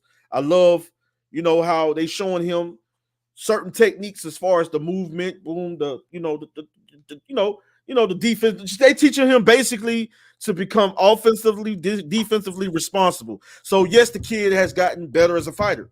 I take that away from him, and I will not deny that fact. You know what I'm saying? We're not denying that. We pay attention to all that. He's gotten better as a fighter. I see how he's throwing the combinations, blocking combination, boom. How he's showing technique, proper technique when he's throwing the combinations, and now he's using it, working. I see a lot of those things. I'm seeing how he's perfecting his head movement. I'm seeing all of this, right? How he's mixing up his attack properly with proper technique to the head, to the body, or to the body to the head. You know what I'm saying? I see how he's knowing how to work on the inside and set and also set traps on the outside. I see these things, right? So I'm not finna sit up here and say that it ain't gonna be competitive with Mike. It's just an exhibition, anyways. But I'm not finna sit up here and say that it's not gonna be competitive with Mike. Yeah, based on what he's taught so far, yeah, it is competitive. But all I'm saying is that on a certain level, even at 57, Mike Tyson can reach another level that I don't think Jake Paul can reach yet. So, and then on top of that, you're gonna have to deal with the power of Mike Tyson and all that. But what's gonna save him in this exhibition is an exhibition. You know what I'm saying? Because if it's a real fight, I mean, it's just like all Jake Paul's gonna do is run and hold. Even with, oh Lord Jesus. It's like who was it that I heard the other day? I think it was Joe Rogan. He said once Jake Paul looks across the ring and realizes that's Mike Tyson, he's gonna panic. He's gonna be like, "Oh shoot, that's really Mike Tyson," and he's gonna have a outer body experience, and then. I know a whole lot about them. I know a whole lot about them. Them scary, but Big Bro already know.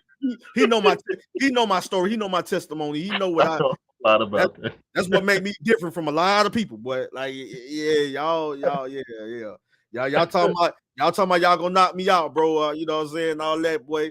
You know what I'm saying? Don't be surprised. If you knock me out and I revive and come back and just explode and beast mode beat you up. You know what I'm saying? That's right. Like you can knock me down several times. Don't be surprised to come back and I just brutally annihilate you to the point that you either gonna get knocked out cold with that last shot, or you gonna just basically gonna run out that ring. You know what I'm saying? It's gonna look like Jake Paul's gonna look. I'm trying to remember. Oh, it was Michael John White. He was saying that there's no way Jake Paul's going to be able to take a rib shot from Mike Tyson, even with 16 Oh, ounces. heck no. No. This is his first fight at heavyweight, matter of fact. So no, he can't. He better avoid it. He better avoid them body shots at all costs. Yeah, he's not. Yeah, if it's a legit fight, do not get hit with no body shot by Mike Tyson, bro. Nah, no. Nah, Jake Paul. I thought his fight with Tyron Woodley looked a little suspect. The way he fell, I was like, that looked kind of. I was like, I don't know, man. That looked kind of scripted to me. The way Jake moved his hand before he threw the punch, like here it comes. I was like, okay, damn. I don't know what to say about that one. Yeah, so I'm just gonna be quiet. You know what I'm saying on that one. I plead the fifth. Andrew, what would you do to Jake Paul? Tell the people what you would do to Jake Paul. I don't wouldn't fight the kid because I mean I'm gonna just put it this way. I mean, y'all gonna see what I do when I go in the boxing gym when I start sparring with helping some of these young guys, these young, teenagers and young, these young adults. Y'all gonna see some things. Yeah, I got some content coming.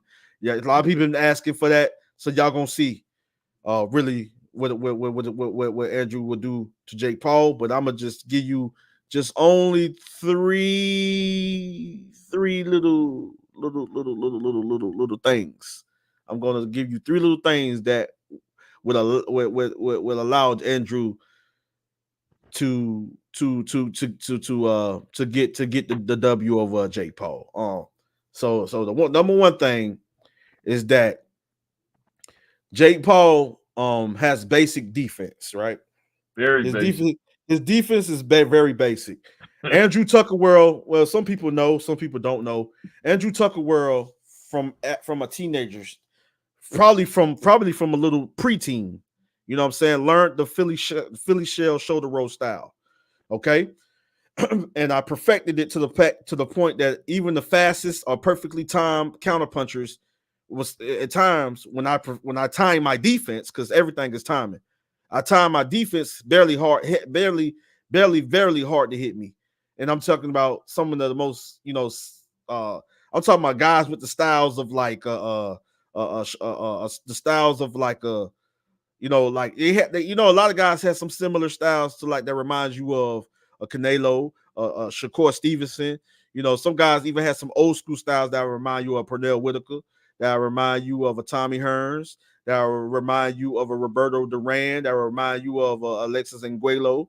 Certain styles, like even that, and then you have the younger guys that a lot of similar styles than the Floyd Mayweather, than James Lights Out Tony, Roy Jones Jr. A lot of guys implemented those styles and was very gifted and talented fighters. You know what I'm saying? Very young. So when I perfected the defense, and I kind of tried to, hey, bro, what's so funny is that I tied a little bit of the Taekwondo type defenses that we learned even in karate, even to boxing. You know what I'm saying? It's weird. Yeah, it's weird. It's weird. You know what I'm saying? And so, like, as far as defensive, a defensive genius, Andrew Tucker World, if you didn't know, it's a defensive genius. All right. So Andrew Tucker World, just with defense alone, good head movement. You probably see me shadow boxing and moving my head and rolling, showing certain little fundamentals. Y'all probably seen a little bit of that. So when it comes to even with head movement, blocking head movement, defense, period, Andrew Tucker is a master at that defense. So when you're talking about, knowing how to, because at times I'm gonna get hit. Times I get hit, I've been down. So it ain't nothing but for me, get hit on the temple, get hit on the chin, get hit with a body shot. I've been down. But when I was a small lightweight, big bro, I remember I was a lightweight and doing the amateurs. When I was there doing doing a little amateur boxing. I was a little lightweight, sparring with middleweights, heavyweights, sparring with middleweights, light heavyweights, and heavyweights. So I'm dealing with guys that has power, and then I'm dealing with little featherweights, little bantam weights, little goddamn strong weights, little small guys close to my size, and some of them was small but tall. So I'm dealing with all kind of reach, all kind of, I'm dealing with all that. So all I'm saying is that what make it different for me is just basically being so defensive responsible, defensively and offensively responsible, right? And the fact that if I go to Jake Paul, I'll have to come down probably. I'll come down probably like one. I'll probably come down 190, or probably like 189, right? So we're not going to talk about the difference in hand speed. Yeah, the difference in hand speed too. So if y'all don't know, everybody know. If you don't know Andrew Tucker, then you don't know that Andrew Tucker has hand speed, you don't know Andrew Tucker, because Andrew Tucker has hand speed. Not just no counterpuncher, defensive fighter, counterpuncher, boxer, puncher, technical brawler. Can move real good, can get in, get out, fly. I can be all over I can do all that lateral movement. I can do all that pivot. I can do all that really very well. So I'm not just known for that, but you just know Andrew Tucker has hand speed and power. You know what I'm saying? And I'm a defensive genius. You know what I'm saying? So I'll showcase you guys that one day. And so that mediocre boxing that people say, I'll beat you up, and they showing mediocre boxer in the gym. Don't bring that mediocre boxing to me, because you'll get killed. Like if it was a real fight, you'll get killed. But if it's light sparring or we just training, iron sharpening iron, it was cool. But don't bring that mediocre boxing, you know what I'm saying, to me, you get killed. Like a Jake Paul, don't bring that to me. Logan Paul, don't bring that to me. Don't bring that to me. You'll get killed. You know what I'm saying? Yeah, it's mediocre at best. That's why he refused. What's up? What you told that? Long time no healer, bro. What's good with you, man? What's you know what good? I'm saying? What's you good? know you had to come through, man, and show the general some love, man. Where you been at, bro? Where you been at, man? Where you been hiding at, man? Building. Where you been hiding at, man? I've been around. I really haven't been dropping videos that actively lately. Been doing other things, but I had to jump on to talk to Jay. I'm sorry, my dude. Like, the Jake Paul versus Tyson. The Jake Paul versus Tyson conversation. Here we go. I'm from New York, and I'm telling you, he's getting knocked the fuck out. He's getting knocked the fuck out. By Jake Paul. Hey, by Jake Paul, you do know it's 16-ounce gloves, so he's going to get knocked out with 16-ounce gloves by Jake Paul. Where are you getting this? Because, like, Jake Paul said out of his mouth, there's no headgear and the glove sizes are normal. He literally dispelled that Twitter tweet. He said that's bullshit. Oh, well, then he's really done. If it's normal, he don't even stand a chance. That's even worse for Nah, Tyson. not at all. What? Bruh, Jake, you act like you forgot. We just seen this dude fight like 3-4 years ago against Roy Jones. He looked like he was stuck in slow-mo. It Like, was are a- we serious? Dang, not slow-mo. What? It had a Not no knockout slow-mo. clause. Not slow-mo. It was Jay, he was pulling his punches. He was pulling his punches, and he was high. He was high before that fight. A guy in his youth, okay, a young fighter in his youth that's out of the ring for more than a year, you can see how ring rusted he looks. You're talking about a dude who's well over the hill that's been ring rusted to hell and back, and you think he's gonna perform? Okay, Hold up, now. wait. If what you're 1, 2, saying is 3, true 1, 2 about kid in ring, the building. 1, 2 Wait. kid. Hey, you can hop on here. DTV, hop on, man. Y'all boys hop on, man. Put that link back in there. Hey, man, have a little what party you tonight, saying- bro. Hey, what you saying is true about ring rust, and how We come got all John these Jones generals. We had like got all these generals in the building, man. Y'all better hop on, man. Where y'all been How hiding come, at, man? how come Wait, John Paul. Jones had like 3 years off, came right Y'all in and get on took here, the dude man. out at an Okay, advanced so stage? That was an that's advanced stage. incomparable. It's incomparable because in How MMA, so? How's that incomparable? because in MMA you have saving factors. Whereas if you're getting your face pieced up, you can grab, you can wrestle, you can roll. See, wrestling with somebody is completely different than having to stand up and tactically move around the ring and not get hit in the face by somebody else's fist. You can use your strength, your natural abilities that don't go away with ring rust. But reaction time, when you're standing in front of somebody and they're moving and throwing that jab at you and you got to get out the way, that's different than fucking grabbing somebody and wrestling them to the ground. You're much So- more affected in boxing by So ring you're rust saying than you Jake are Paul is MMA. faster than Mike Tyson? You're saying Jake Paul's faster than Mike Tyson? Oh, fuck yeah. Today? Yeah. Yeah, when he speeds up the footage, if he speeds it up, he Oh, no, he didn't. is. Look here. You Jake saw he Paul sped can up put. the footage. If he's faster, why do you have to I'm doctor up the telling you. footage? What I'm you telling mean you, He Jake. sped up the footage. What Oh, the Mike world? Tyson didn't speed up his footage. Jake Listen. Paul sped up his footage. No, Look, So if he's listen to me. faster, why do you Listen get to me. why do you get Listen to Steven me. Spielberg in there to do I some don't doctoring? care about footage. What I'm telling you is when the old man is in Man, front of the dude, young man that's who is nonsense. see, this is the thing. People That's don't like nonsense. Jake Paul. They don't like Jake Paul because he came from Disney. All this bullshit. I don't care about that. I don't care about all come that. from Disney.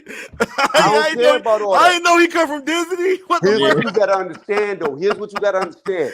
Hey You man, gotta we love that kid over here though, man. We love But that what kid. I I'm love saying the is, kid. you got a guy in Jake Paul who's got endless money, endless time. When you have nothing but time and money, you can get good at a lot of things because that's your only focus. This dude, in his last 2 fights, has knocked out in a row 2 different Golden Glove champion boxers. In a row. Both the guys he just beat were ex-Golden Glove champions. Sparked them, slept them. I'm telling you, it is different. When you are Mike Tyson hasn't even been boxing for over 3-4 years. He's just now getting back in shape. He's going to get pieced up. It's not going to be competitive. Dude, this is Jake Paul and this is Mike Tyson. You do know that, right? It does not matter. Mike Tyson was born to fight. Jake Paul just decided to fight. There's a difference. Okay. Jay, let me say this. Usain Bolt's the fastest man that ever lived. But whenever he's 58 years old, I could go get a countless amount of high schoolers that'll beat him in a fucking sprint. It doesn't No, matter. you couldn't. That's not true. All That's right, definitely not yes, true. it is. time Yes, out. it is. Time out. Nah, So that's Tony, bullshit. so this is how we're gonna do this. This is how we're gonna do this real quick, right? So Tony, you break down why you see Jake Paul beating Tyson, and then I'm gonna give it over to big bro Jay Roos, and then you break down Jay Roos why you feel Tyson beats Jake Paul. So Okay. so Tony, go ahead and break it down, man. Why you see Jake Paul beating Tyson? Tony. The floor is yours, Tony. Because in life, everything has an expiration date. Once you are expired, you are expired. Mike Tyson he's not like a Floyd Mayweather Jr. to where he never stopped boxing after he retired. Mike Tyson's last boxing match when he was like 36, 37 years old, He quit in the middle of the ring and said, I just don't have it no more. That was over 20 years ago. He didn't have it no more. Then he gets in there about 3-4 years ago with Roy Jones Jr. It looks like he's stuck in slow motion. Now, here we are 3 to 4 years later. He ain't been doing nothing but smoking weed, selling his weed. Good, make your money, but it don't help you in a ring. And now what to believe, I don't care. This dude can get on all the PEDs, all the stem cells, everything he wants to. It's not going to help him. He doesn't have the experience of being in there fighting people. He's been inactive. What I mean by experience is concurrent experience. He hasn't been doing it. He's ring rusted. He's going to get tired. He's 58 years old. I saw him running on a treadmill and it looked like he was about to die. Literally, this dude looked like he was dying on a treadmill. And that video came out like 3 weeks ago. So the thing about it is this. As you get older, the first thing you lose is speed, which, yes, timing can beat speed. However, the next thing you lose with age, when speed goes, is reaction time. Speed and reaction time are vital in boxing. The third thing that goes is punch resistance. Your body takes less and less damage. You are more prone to bruising. You're more prone to injuries the older you get. 3, he's getting in there with a guy who lives, breathes, shits in boxing. No matter how bad this dude is on a young man's global record, he's still a 27-year-old who does nothing but box with world champions nonstop, day after day after day after day after day. He's got professional wins over boxers. He got robbed against Tommy Fury, but he's knocked out 2 Golden Glove champions back to back that weren't MMA fighters. They were straight boxers. The fact of the matter is this. I'll bring it back full circle. Everything has an expiration date. Mike Tyson will lose because he is old. He will not lose because Jake Paul is a better fighter, because he is not. If they were the same age, Jake would be dead. But the fact of the matter is, he's old, and there's a reason why you don't see 60-year-olds fighting. Well, Tony, I have to say there was a lot of cliches and everything you said. You're taking blanket statements and applying them to everybody. My All right, 51 is not the average 51. To this day, I haven't met an 18-year-old that can do my workout, and I'm 51. So for you to just say when you age, you can't recover and this and that, well, explain how George Foreman knocked out a 26-year-old heavyweight champion at 45. Explain that. How can Mike Tyson be physically bigger, faster, and like it's already been proven that Jake Paul sped up his footage. So if he's faster, why did he have to bring in editors and Steven Spielberg and George Lucas to try to make him look fast against a 57-year-old that hasn't been fighting? If Mike Tyson's body is so abused from drugs and alcohol, why does he look better? Why is he faster? Mike Tyson has ring IQ. All he has to go in there is attack Jake, and Jake's not going to know what to do. Mike Tyson knows how to 1, 2, 3 fight over before Jake Paul can even implement one bit of his game plan. He'll be trying to move, and he'll be like, oh, it's like Joe Rogan said. Once he sees Mike Tyson across the ring, he's going to be like, oh, shoot, I'm in trouble. That's Mike Tyson. It's not going to matter, dude. Like, I'm telling you, dude, there's like 20-year-olds I would beat the brakes off of. And I don't care how many fights they had. You can't just look at age and be like, oh, he's old because he's 58. You'll see when you get in your 50s, you'll be like, hey, I don't feel no different. You can't just make blanket statements like you don't recover as quickly. If so, then I would be missing workouts. I recover just fine, and I'm not on no type of enhancements. So you can't just make blanket statements like Mike is old. Mike is he's slower. What footage have you been seeing where Mike looks slower than Jake Paul? I just saw footage of Mike Tyson doing sprints. So if he's so washed up, he should look better. He should look old and decrepit. He should be on a walker. He should be in a nursing home, which he's not. Jake Paul doesn't have the experience against quality fighters, for one. He doesn't have the ring IQ. Mike Tyson been doing this since he was 12 years old. You think it's just easy going to forget because he's 57? Not going to happen, man. I'm telling you, if this is a legitimate fight and it's not 16-ounce gloves, there's no way Jake is winning. If it's 16-ounce gloves, he might survive 2 rounds, but if it's like regular gloves, man, I'm telling you, man, it's going to be it's all the young people out there going to rethink this age thing after this, which they should have done after George Foreman, but people forget. I mean, dude, Like, I would rather fight a 20-year-old than somebody my age because the youngsters ain't got no discipline nowadays. And just because you see little footage of Jake Paul sparring these mediocre fighters, that is not Mike Tyson. Mike Tyson was born to fight. Born to fight. If you check his DNA, you probably see 2 red boxing gloves in his DNA. So I'm not buying the hype about Jake Paul stopped this guy and the Tyron Woodley fight where he felt like Apollo Creed. Man, that was so scripted. I bet Stallone wrote that. So, nah, you can miss me with this Jake Paul stuff. He ain't doing jack. I beat the brakes off Jake Paul myself. Easily. Not just beat him, but would do it easily. At 51, I would do it easily. Easily. And that's a mic drop. You know what I mean?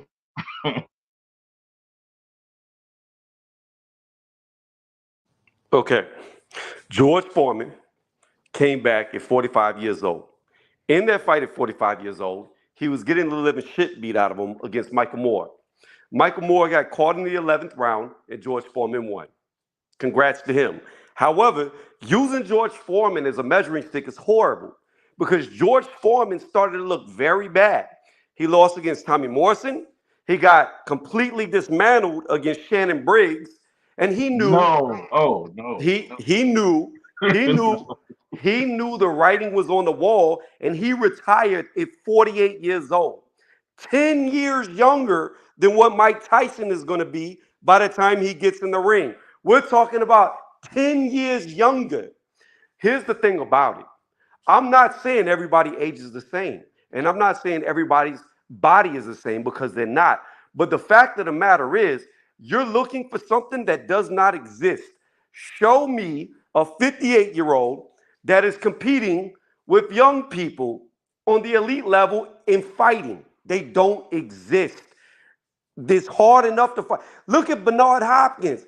At 50, 51 years old, he was sleeping in between the ropes. Why? Because he got too old to compete. At some point in time, you get too old. And it seems to be that when guys hit around the 50s, that's it. The writing is on the wall. The curtains are closing. It's done against young, top-notch. And I'm not even going to say like skill level he's elite, but he's in his prime. And there's a huge difference when you're physically depleted. It doesn't matter how good you are. And ring IQ, when you get old, and especially when you're old and ring rusted, is one of the worst things in the world that you can have because it actually acts against you. Because in your mind, you're used to slipping punches with minimal movement to burn minimum energy. So you have muscle memory of getting out the way at the last moment. But when you're ring rusted, your body doesn't do what your mind is telling it to do. So when you go to slip, you're slipping late and you're getting hit because you're used to being able to get out of the way. You know when to move, you see the punch coming, and instead of you doing like somebody who has zero experience, over exaggerating the movement not to get hit, you're waiting to the last moment, but you don't move because you're rusted. You're old. You don't react when your mind tells you to because there's a disconnect between your eyes and your body and your brain. So you get hit. I am telling you, there is a reason why there is nobody in their mid to late 50s, 60s who are competing against young guys in their 20s. It Can just I doesn't ask you a happen. question? Can I ask you a question, Tony? Go ahead. Go ahead. So what makes you think the fight's going to last long enough for Mike to have to worry about anything from Jake Paul? You know Mike just comes out there and tries to end it in like the first 10 seconds. What makes you think it's going to last long enough for Jake to even do anything? Because the minute the bell rings, it's already a worry. The minute Jake can land one shot on him, it's already a worry. The minute Jake steps across that ring, touches gloves, it's already a worry. Jake Paul doesn't have to wait on this dude to get tired, which is going to happen. Tyson won't make it more than 3 to 4 rounds before he's exhausted. He doesn't need to wait because once he starts hitting him, Tyson is going to fall apart very quickly. You know Mike Tyson's a natural heavyweight, right? You do know that. Yeah, I got you. He's a heavyweight. Cool. This will be Jake's first professional fight at heavyweight. It doesn't matter. They have weight classes for a reason. Yeah, but you know what? There's a lot of 140-pound dudes who will beat up 60-year-old heavyweights. Nah, I don't know about that one. I do. I Like don't know about that weight, one. weight matters.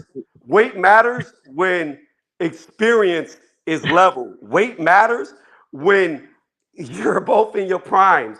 Weight stops to matter when the guy who's heavier has no experience in fighting, or he's so fucking old he can barely move. Then weight doesn't matter because you can't even use your weight. Well, you know what, Tony? Like, I know you know the Bible well. So look what the Bible says. It says, "As a man thinks." So it doesn't necessarily matter your age; it matters how you think.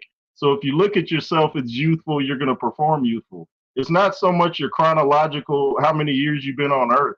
It's how you think. So if you think youthful, you'll perform youthful. So it doesn't matter. Like, if it mattered, then everybody, when they reached a certain age, would just be broken down. And just because you don't see anybody 58 fighting, that just means it hasn't happened yet. I mean, there's been tons of things that hadn't happened until they did it. The moon landing, if you believe in that, which I don't, but it hadn't happened until somebody did it. So just Oh, because y'all, it man. hasn't happened, Y'all something else, man. Pure roll, The moon landed, CCD. Much dog. love and respect to you, bro. See you, man. Hey, you The can hop moon landed. on with us, man. Y'all know you want to cook on this topic, bro. These brothers Pure. going at it right now, man. This is epic. This is epic right now, man. Hey, Pure Roll says, J. What's up, Roo. Pure? Look, Thanks for Hey, look, man. tuning in. look, look, Appreciate that. Hey, listen, man, living for day like this, man. Hey, man, listen, man. You know what I'm saying? I love this. You know what I'm saying? I really Hey Tony, love this, we should try to go to the fight together, dude. Is it going to be in Atlanta? Nah, it's in Texas, man. Oh, I don't know if I'll be able to do the work. Yeah, I don't know either. I'm trying to save up my funds just in case. Look, man, this is what I'm gonna. If this the best thing in the world that this fight could be is scripted for Tyson, because if it is not scripted, he is Nah, going to get hurt, and he's nah, going to get hurt bad. But Because nah. the thing about it is this. Tony, I heard that they, you know what I'm saying, that they got there and scripted for Jake Paul for his sake. You know what I'm saying? To save Yeah, him that's from what getting, I heard. They save trying to him make it safe for from Jake, save not him Tyson. from saving him from ruining his That little young that's career. That's what I'm hearing. that's people trying to build up their own self-belief in this bullshit. Oh, that a so you said 58-year-old so you saying they did the 8 rounds to save Tyson of the embarrassment? What you saying? It's all it is. They are trying not to have Tyson die. That's all it is. Again, this would not even be a discussion. Think about it like this. Let's peel back away from Jake Paul. If we were talking about, imagine right now, I'll take a guy who I don't even think that's good of a heavyweight, right? Think about Big Baby Anderson. Would there be a question of right now what was going to happen to Tyson? Hey, now that's a whole nother conversation. Yeah, No, it's not, he's an because here's the actual thing. talented You fighter. talking about hold on. You said Big Baby Jared Anderson. Yep. Hold on now. You talking about Big Baby Jared Anderson and Mike Tyson. Yep. That is a whole nother Pause, Andrew. But let me use this. Tony, you know why I say that's a whole nother conversation, brother. No. But listen to me though. Let's go the same logic. Why is you gonna pick that big old mofo? You know what I'm saying? No. Listen to me though, Andrew. Hold on. Listen to me, bro. That nigga 400 pounds plus. You know what I'm saying? No, he ain't. You said Jared Anderson, not Big Baby Miller. He said Jared Anderson. Not Big Baby Miller. Okay, Jared Anderson. Yeah, Jared Anderson, who's young. He's like 26 years old. Man, why you had to bring Jared Anderson into this, like bro? That's not fair, Tony. You listen can't bring to me, Andrew, but listen to me. You bringing a goddamn little teenager Anderson, in listen here. to me. He's a teenager, Tony. Listen to me. Let me tell you why it's fair. Because Jared Anderson, he struggled against Charles Martin. He's a big teenager baby. He's a big baby teenager baby. He's a big baby up in there. I got you. But what I'm trying to tell you messing with you, Tony. Go ahead. Jared Anderson's not that good. He struggled against an old Charles Martin who has been out of the ring for over a year and a half. But the fact of the matter is, we would not be questioning it. Mike Tyson is better than Jared Anderson in every fucking way. There's not one thing Anderson's better in. But if they were fighting, nobody would pick Tyson. The only reason why people are picking Tyson is because they don't like Jake Paul. But it's still the same thing remains. Let Wait, me are you interject for a minute. Let me interject for a minute. Hey, Tony, hold on real quick before I let you finish cooking. Let me interject for a minute. Why did Big Baby Gerald Anderson, not just based on him being still so green in areas, but why did Big Baby Gerald Anderson struggle against Charles Martin? Why? Because he's not that good. No, it's not just that. It's because that Charles Martin has been on a certain level, competing with guys on a certain level, and had the experience. Had the experience, brother. You should have knew this already. That should have been the first thing you said, Tony. Well, are you saying Jake Paul is as good as Jared Anderson? I know you're not saying that. What? No, you're missing the point. The point is, nobody would take a 26-year-old and believe that Jared Anderson would lose to Tyson. This would not even be a discussion. Yeah, but it's not based off the age. It's based off the experience, not because he's 26. No, the only reason why this is a discussion is because people don't like Jake Paul, period. If Jake Paul was named Paul Jake and nobody knew who the fuck he was, nobody would take this serious. Nobody would take this serious. Hey, but Tony, you ain't hear me earlier when I said what's that? You ain't hear me earlier when I said that Jake Paul has gotten better as a fighter, bro. I mean, he's past the basic stage of the fundamentals. I mean, he's actually against bombs. Oh, dang, bro, you gonna stop you. This is what's crazy though. Everybody wanted him to fight boxers. Okay, he got robbed against Tommy Fury. I don't care what nobody says. He should have won that. Boxing politics. I got it. Politics. Hey, Paul outlanded him in damn near every round. Hey, how you scored that one, Tony, against him and Paul Fury? I believe that was an 8-round fight. I believe it was an 8-round fight. I had it 5 rounds for Paul, 3 rounds for Fury. Then you also had a knockdown. So it wasn't even close. The fact of the matter is this. After he fought Tommy Fury, he's now fought 2 more professional boxers who were Golden Gloves champions when they were amateurs, and he sparked them both. He sparked one in the first round, one in the second round. Here's the one thing you can't fake: power. And that power is going to translate into a 58-year-old skull. So let me ask you this. Are you comparing the Golden Gloves fighters to world-class fighters? No, what I'm saying is Golden Gloves champions through the amateurs, depending on the level of Golden Gloves, it's hard to do. That means there's a very good amateur fighter. When you have a guy like Jake Paul, you have a guy like Jake Paul who has 0 amateur experience, limited boxing experience, the experience that he does has is against MMA fighters, and you put him in there with a Golden Gloves champion, he's extremely outskilled, outclassed on paper. But when he got in there, he stopped them both. Well, I got to correct you on something, too. When you said the Shannon Briggs-George Foreman fight, they found out years later there was some corruption in that, and I've never met one person that thought Shannon Briggs beat George Foreman. Even he looked surprised when they said he won. He's like, "Oh, I did." Like he didn't even think he won. Briggs is from he got the Briggs beat. If you look at Shannon Briggs in that fight, he almost got knocked out. Shannon Briggs is another New York fighter from Brownsville, and he won that fight. Just like Tyson from Brownsville, New York. And I'm telling you, the fucking Mount Rushmore, especially a state treasure, and Mike Tyson from my state, New York, he's getting knocked the fuck out. If it's real. If it's fake, they'll do all the rounds. But if it's real, he's going nighty-night. Why do even Jake Paul's own trainer, who said he hopes Jake Paul wins, he said, "I've held the pads for Jake." He said he doesn't have world-class power. He's like, he can hit, but he's like, he ain't got no power like where you'll be like, oh, shoot. So this is coming from his own people. So what you think is going to happen when he hits Mike? He's going to be like, wow, that's it? Like, really? No, I think when he hits Mike and Mike actually gets hit by somebody trying to knock him out, you're going to see what it looks like when a 58-year-old gets hit by a 27-year-old. Even Jake wouldn't want, like, are you telling me if they met in the alley at night, you would take Jake Paul over Mike Tyson, like in a street fight? I would take Jake Paul on the moon against Mike Tyson. Oh, my goodness. Hey Tony, I got a question for you. I got a question for you. And then I'll pass it on. Then I'll pass it on to the J. Roos theory. So listen, this is the question. So when you hearing those punches, right? When you hearing those punches when Mike, hit the heavy bag, you see the training videos, right? So you hearing those punches when Mike, hitting the heavy bag, and then when Mike, hitting the body bag, and then when Mike is hitting the mitts, like what did you take from hearing so much impact? So much impact when you hear him land punches on the bag, and when he land punches on the mitts, when he hitting the mitts, and then we land punches with his on the body bag, right? So like when you hear those hard thudding shot, right? Pop, pop, boom, boom, and you can hear the power.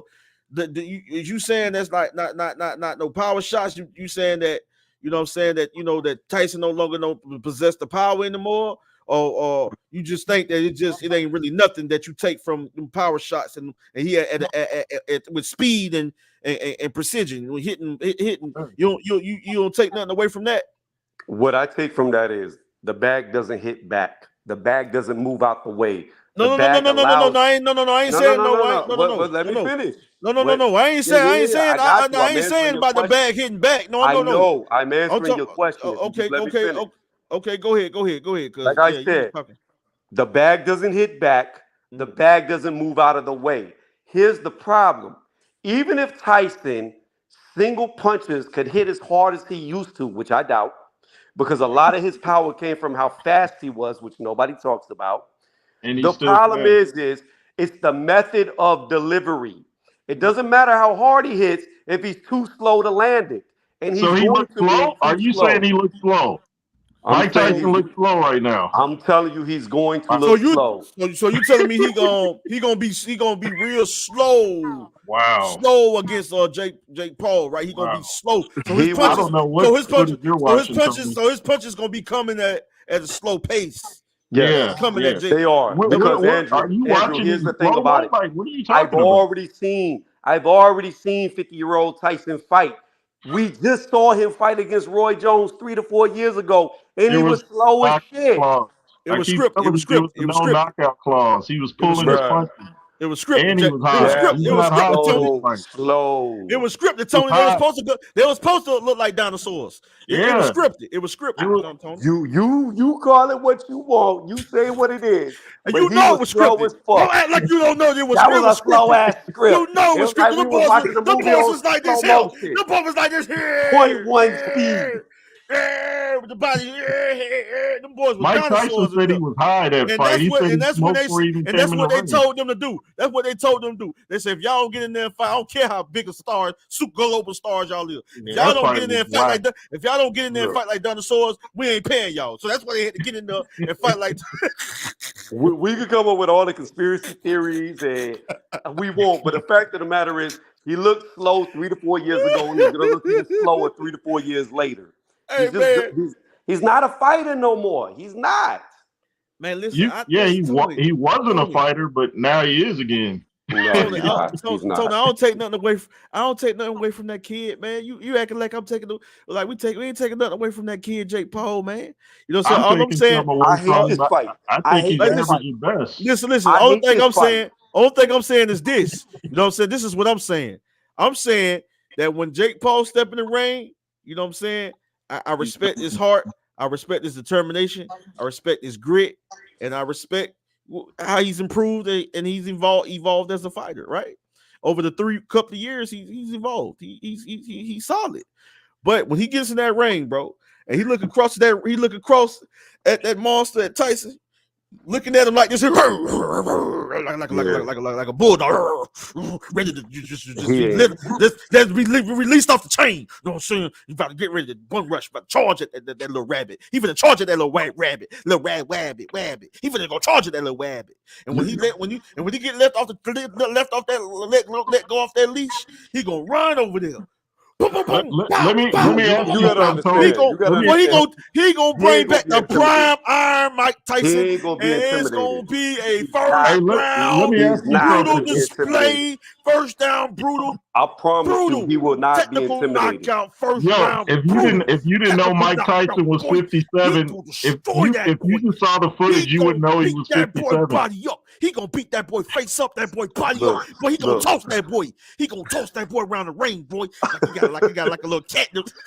What I'm telling you is, Jake Paul's not gonna be intimidated. I'm messing with you, Tony. I know, but here's the fact of the matter: he wasn't intimidated or scared when he had Woodley across from him. Then, if you want to go to one of I mean, arguably the greatest MMA fighter ever. I don't know. You have GSP. He's close to him. That arguably Anderson Silva is the greatest Oh MMA man, fighter. they were my top two right there. You just named Right. But what I'm saying is he wasn't intimidated George against St. Silva. Pierre was a beast. He Anderson was. Silva, doing my top two, bro. Like, But Jake Paul didn't fight GSP. He fought Silva and beat him and put him on his ass. And he wasn't intimidated. I don't think this dude's going to be intimidated. I don't think he's scared to fight anybody. but He's bro, not there ain't no going, prime. There ain't no prime Silva though. There ain't no prime Tyson. I get you, but I'm just saying. I'm just talking about the Silva. I ain't want no prime Silva. Yeah, Hey, but let me Silva ask was you even this. younger. Silva was Hey, still in hey, his Tony. 40s. Hey, But it Tony, still let me wasn't no ask you prime this. Silva though, Tony. Come on now. Hey, Tony, let me ask you this. Wasn't no If you prime, didn't because know you know Mike prime Tyson, Silva. No, if you but didn't know I Mike Tyson's age, would you have known he was 57 by watching him hit the bag? Would you have said, "Oh, that's a 57-year-old"? If you didn't already know? Would I have said he was 57 if I didn't know? If you didn't know his age, would you be like, "Oh, he looks old"? You would have had no clue he was 57 if you just go by what he looked like. I mean, he looked old in the face. Like, you could tell he's old. I'm talking about the punches, not the face. I'm talking about the punches. But my thing is, like, here's the thing about it, Jay. I was already fooled once by his fucking training videos. I was fooled going into the Roy Jones Jr. fight. I'm not gonna be fooled again. It did not translate into the ring. He was high. I'm telling you, he was high before that He fight. gonna He be said, "I high in smoked this in the fight. dressing He room." gonna be his soul gonna be high above his body when he's sleeping from Jake. Hey, that's what's gonna make him even worse when he come in to fight high. That mean he gonna go in there like a goddamn lion that don't fail steroids too, and destroy Nah, that little iguana. he You know what I'm said he's saying? Frankie because he said he ain't gonna be high for this. He said, "I'm gonna be real testy because I'm not doing no drugs." So Jake's in trouble, man. I'm telling you, Jake's in serious trouble. They need to keep a stretcher by ringside. Look, Now I'm gonna tell you why I hate this fight. this what Jake said, and Tony, I'm gonna let you cook. This is what Jake say. Jay say he know, man, like he know the beast, he know the animal, he say he can't believe like he even to step in there with this monster. He said he know all this. He said, but the thing is, what makes him different that he just gonna get in there and he gonna know that reality gonna hit him and he gonna get in there and showcase what he trained so hard.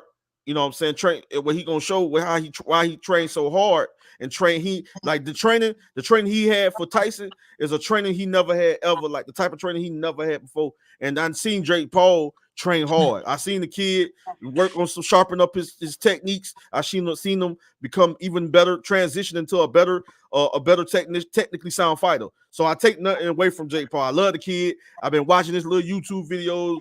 I remember one time, you know what I'm saying? Me and that kid bumped heads one time. Him and his brother, big head, little Logan Paul. He was funny to me too. I liked him too. And I like KSI. I like all these little YouTubers, man, that blew up and that's crossed over to boxing. I like it. It's entertaining. I ain't got nothing against it. I ain't got no problem with it. Like all these other boxing fans got a problem with it. I ain't got no. It's entertainment because look, it's been going on for a long time. When you had Muhammad Ali against the legendary Kung Fu man, you know what I'm saying? Then you know what I'm saying? You had, come on, man, it's been going on for a long time. Floyd Mayweather, Conor McGregor. It's been going on for a long time, even before you know, it's been going on for a long time. So all the crossover boxing is good, it's entertaining.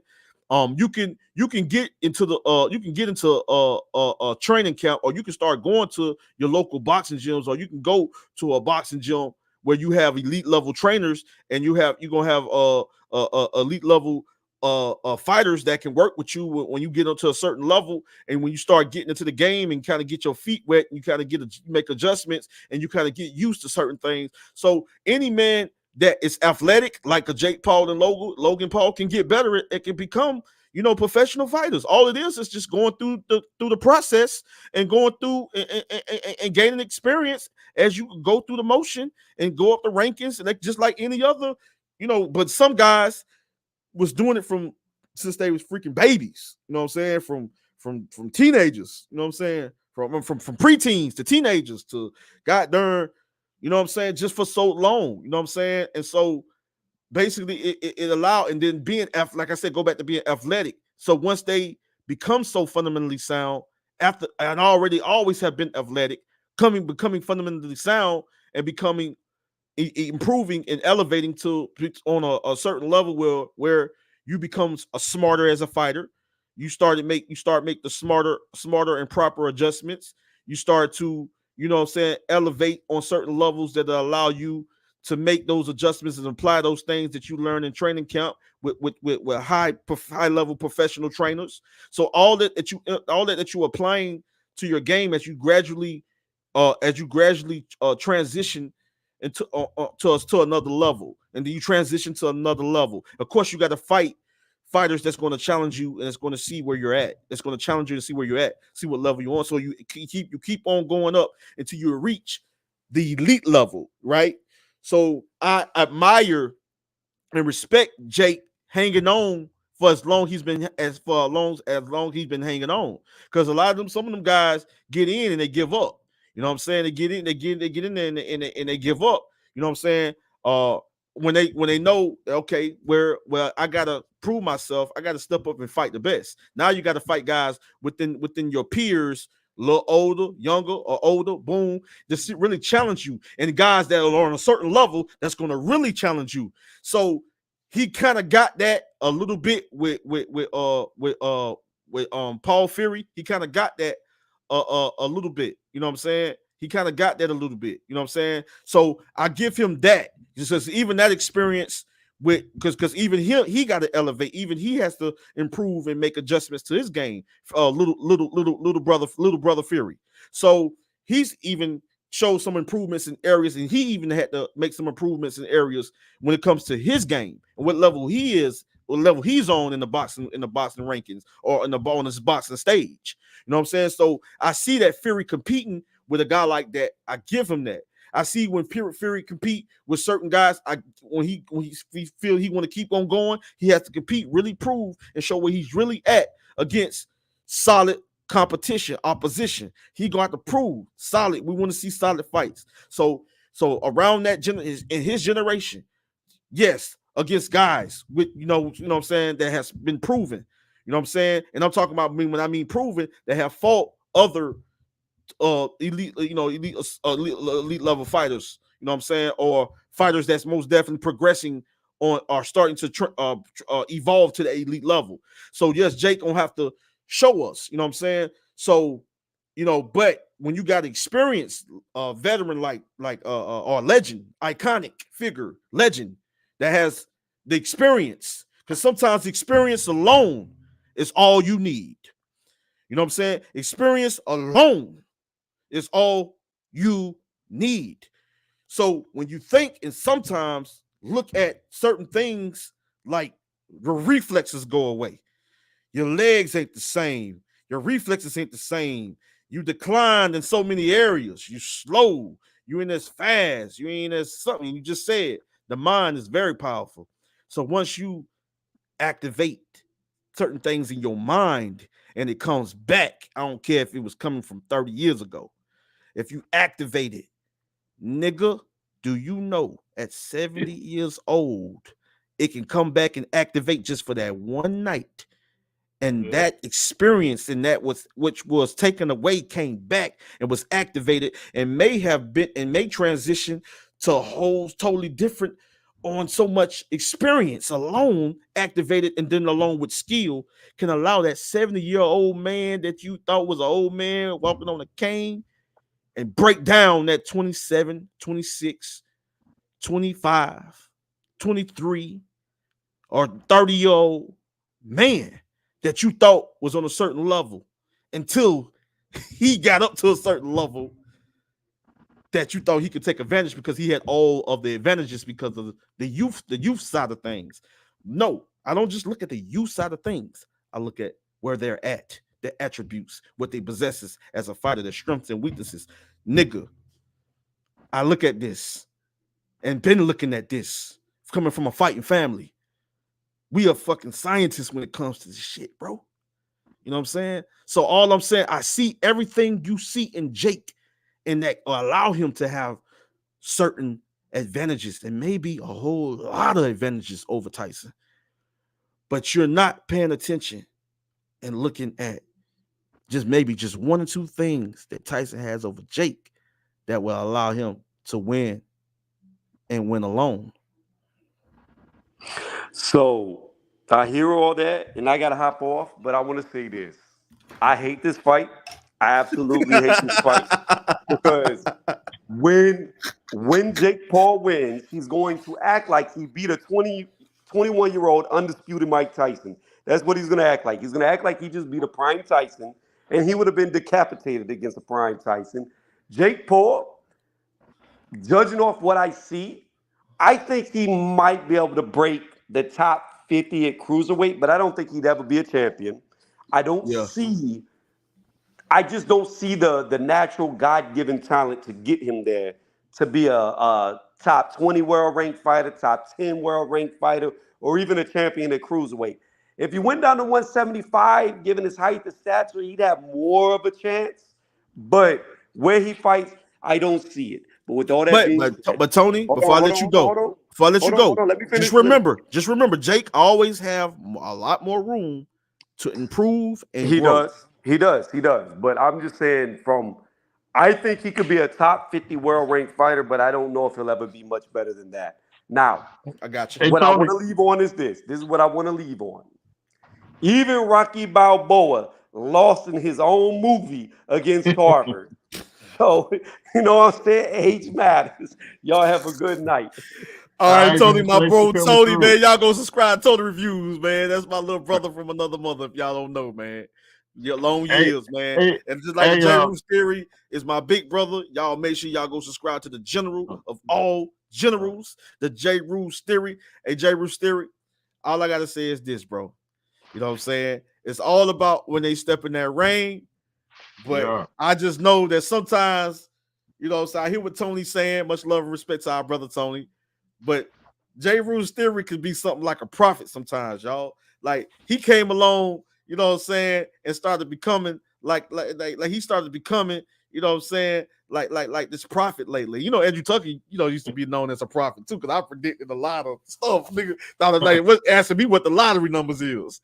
You know what I'm saying? But J. Roos Theory came along as a prophet, and out of the shadows, and predicted a lot of recent fights correctly. So that being said, with that being said, and Tony got a lot on right too, but it's just something about the J. Roos Theory, this prophet, like he just this prophet, like he got the you know the Holy Spirit revealing things to him. You know what I'm saying? Hey, but like I say this, like he say he predicted with Tyson. You know what I'm saying? So if you see Tyson actually, you know what I'm saying, Jake, tough little fighter. But you see, you know, J. Roos don't told you what Tyson was gonna do to the kid. And if it happens, come back to this live or go to the J. Roos Theory channel or the NWJ channel and be like, Jay, bro, you was right, bro. What the world that man did to that kid? Like he did that kid. Hey, Andrew, I think I'm winning the battle of predictions with Tony. I think he picked Ngannou, and I think he picked. Oh no, he didn't. I think he picked Errol Spence too. So what? I'm like, yeah, I think he picked Ngannou. I think he did. Ngannou over to beat Josh. I think he did. And also, I wanted to tell you guys, there's a channel called Jesse on Fire. This dude put up a clip of Mike Tyson right now, side by side with Mike Tyson in his 20s. You didn't see no difference. And it's not altered, it's not doctored. He put them side by side. You didn't see no difference. So go check out Jesse on Fire. And everybody talking about Mike is slowed down. You don't see it in the footage. You just think because he's 57, he's slowed down. You've been brainwashed to think, oh, once you hit this, you lost a step. You had another birthday.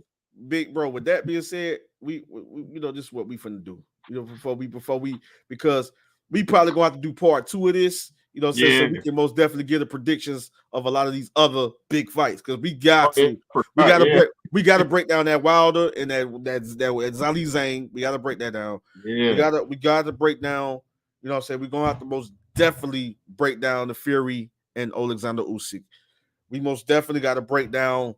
Oh my goodness, man, we got so many great ones.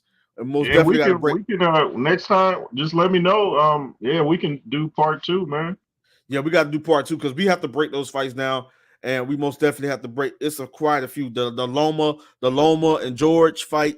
We got to break. Yeah, I forgot Yeah, about that. we got to break that down. But we finna do this real quick. Before we exit the building, we got to do this. So, like we took this. Y'all saying Tyson. You know what I'm saying? Slow and all that. There. Okay. All right. So cool. Yeah, I don't know where that's coming from. Okay. So cool. So that's what they saying, right? Okay. So that's what they said. Okay. Cool. Okay. All right. Cool. Y'all said so. So let me get this off the screen. Let me get this off the screen. Let me bring. I need to see fast. Yeah, let me bring something up, man. You know what I'm saying? For the people that missed it, even if Big Bro missed it, he finna get ready to witness this too. You know what I'm saying? You know what I'm saying? So we all finna witness this, you know what I'm saying, together. You feel me? Because we gotta know what time it is, you know what I'm saying? You know, so for the people that's counting, and you know what I'm saying, Mike Tyson, the legendary Mike Tyson out, you know what I'm saying? They counting the legend out, saying he too old and all that deal. So I guess we just gonna have to remind y'all real quick, you know what I'm saying, that you know, age ain't nothing but a number when it comes to certain barbaric warriors, gladiators, monsters, beast warriors, gladiators, barbaric monsters like Mike Tyson. You see what I'm saying? So let me share screen. Let me do that. Let me go to which one is up there? 21. Yeah, let me go right here. Let me share this. You know what I'm saying? Let me share this. Like so let me share this. Let's go to Andrew Tucker and let's go down, scroll down. No, let's go to videos. All right, let's go to videos. And let's go right. Let's go. That's when we go to. No, we gotta go to videos. Let's go to video. I'm tripping. Go to videos. There we go. All right. So let me see. I'm missing something. 8 more. You know, bring that down. There we go. So let me see. Here we go. Right here. We're gonna go right here, big bro. We're gonna go this one. This was 2 weeks ago. This was 2 weeks. You know what I'm saying? We finna show them. They said Mike Tyson, you know what I'm saying? You know, he ain't, you know, they say he's slow. He ain't no more power, punch resistance, all that stuff, right? He just got weak all of a sudden. Yeah, just based off one little performance of the past and all. Yeah, okay. He's trash now. All right, so let's go ahead and play this. We go ahead and play this. Let's go ahead and blow this up. You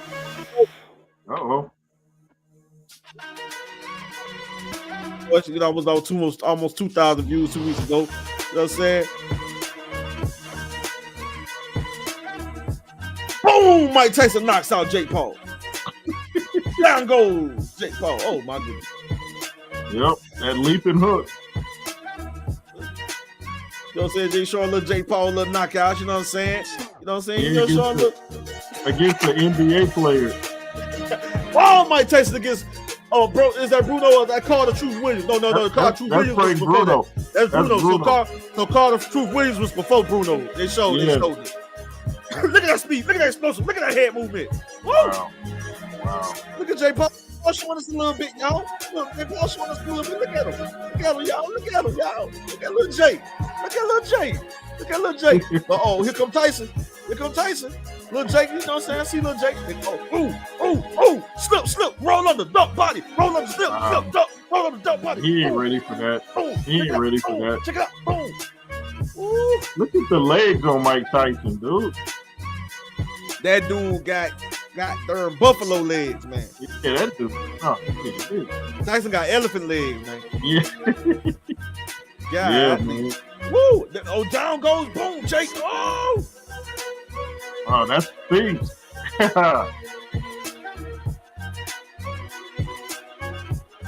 Jake got a little knocked him off balance with a little hurt, you know, he stunned Silver a little bit, knocked him off balance a little bit when it went no knockdown though.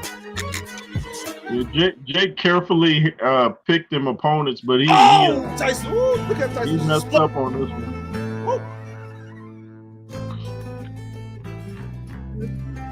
Wow. Marvin Frazier. Joe Frazier's son. Oh, not Larry Holmes, the legendary Larry Holmes. Oh, not the legendary Larry Holmes. Oh, no, man. Put him to sleep. Everybody's going to say, well, yeah, that's Mike when he was in his 20s. Do you really think a punch from Mike Tyson is going to feel that different Do they really think a punch from Mike Tyson in his 20s is gonna feel different than Mike Tyson at 57? It ain't gonna. It's gonna feel exactly the same way. It's coming from Mike Tyson. He knows how to throw punches. Yes, sir. 100%.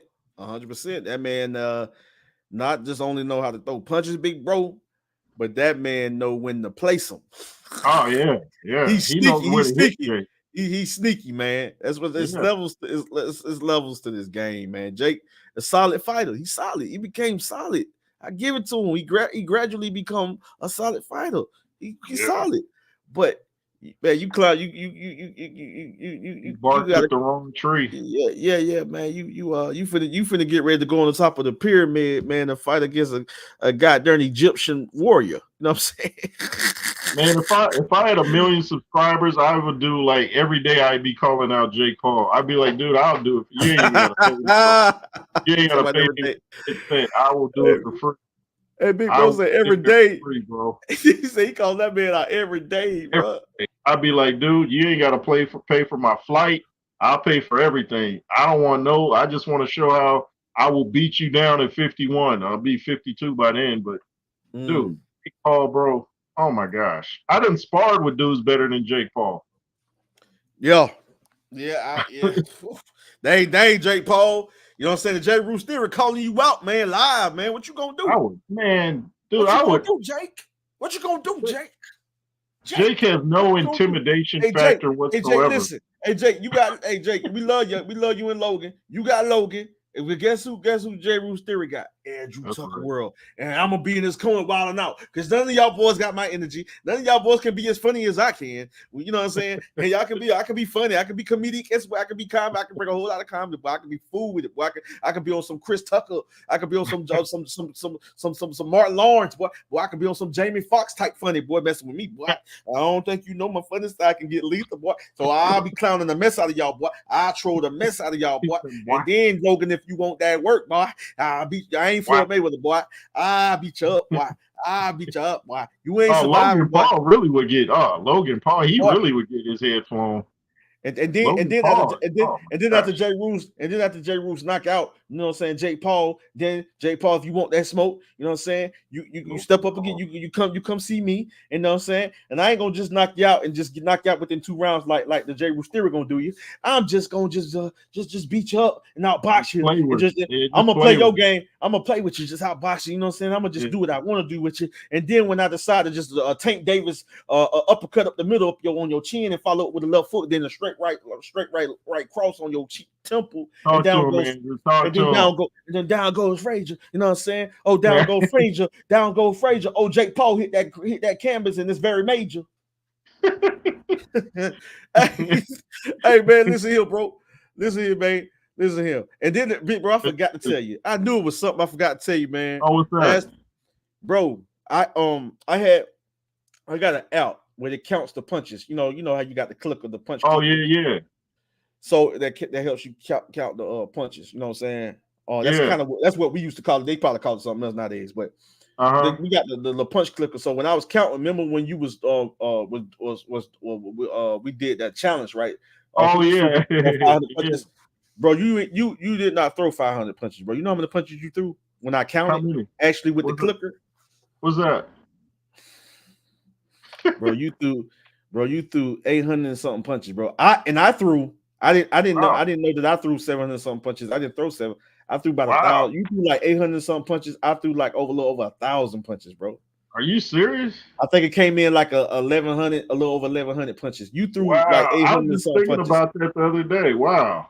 Bro, I've been trying to tell you that for a whole year. Wow. Wow. I was like, bro, I told bro that he threw like 300 something punches, bro. I was so off because I was using the it was something else I was using, but when I used the clicker, actually, but then you throwing 1 2 1 2 1 2 boom, and then you throw the hook. Sometimes we was both doing it, throwing it like mixing up the the attack and throwing combination.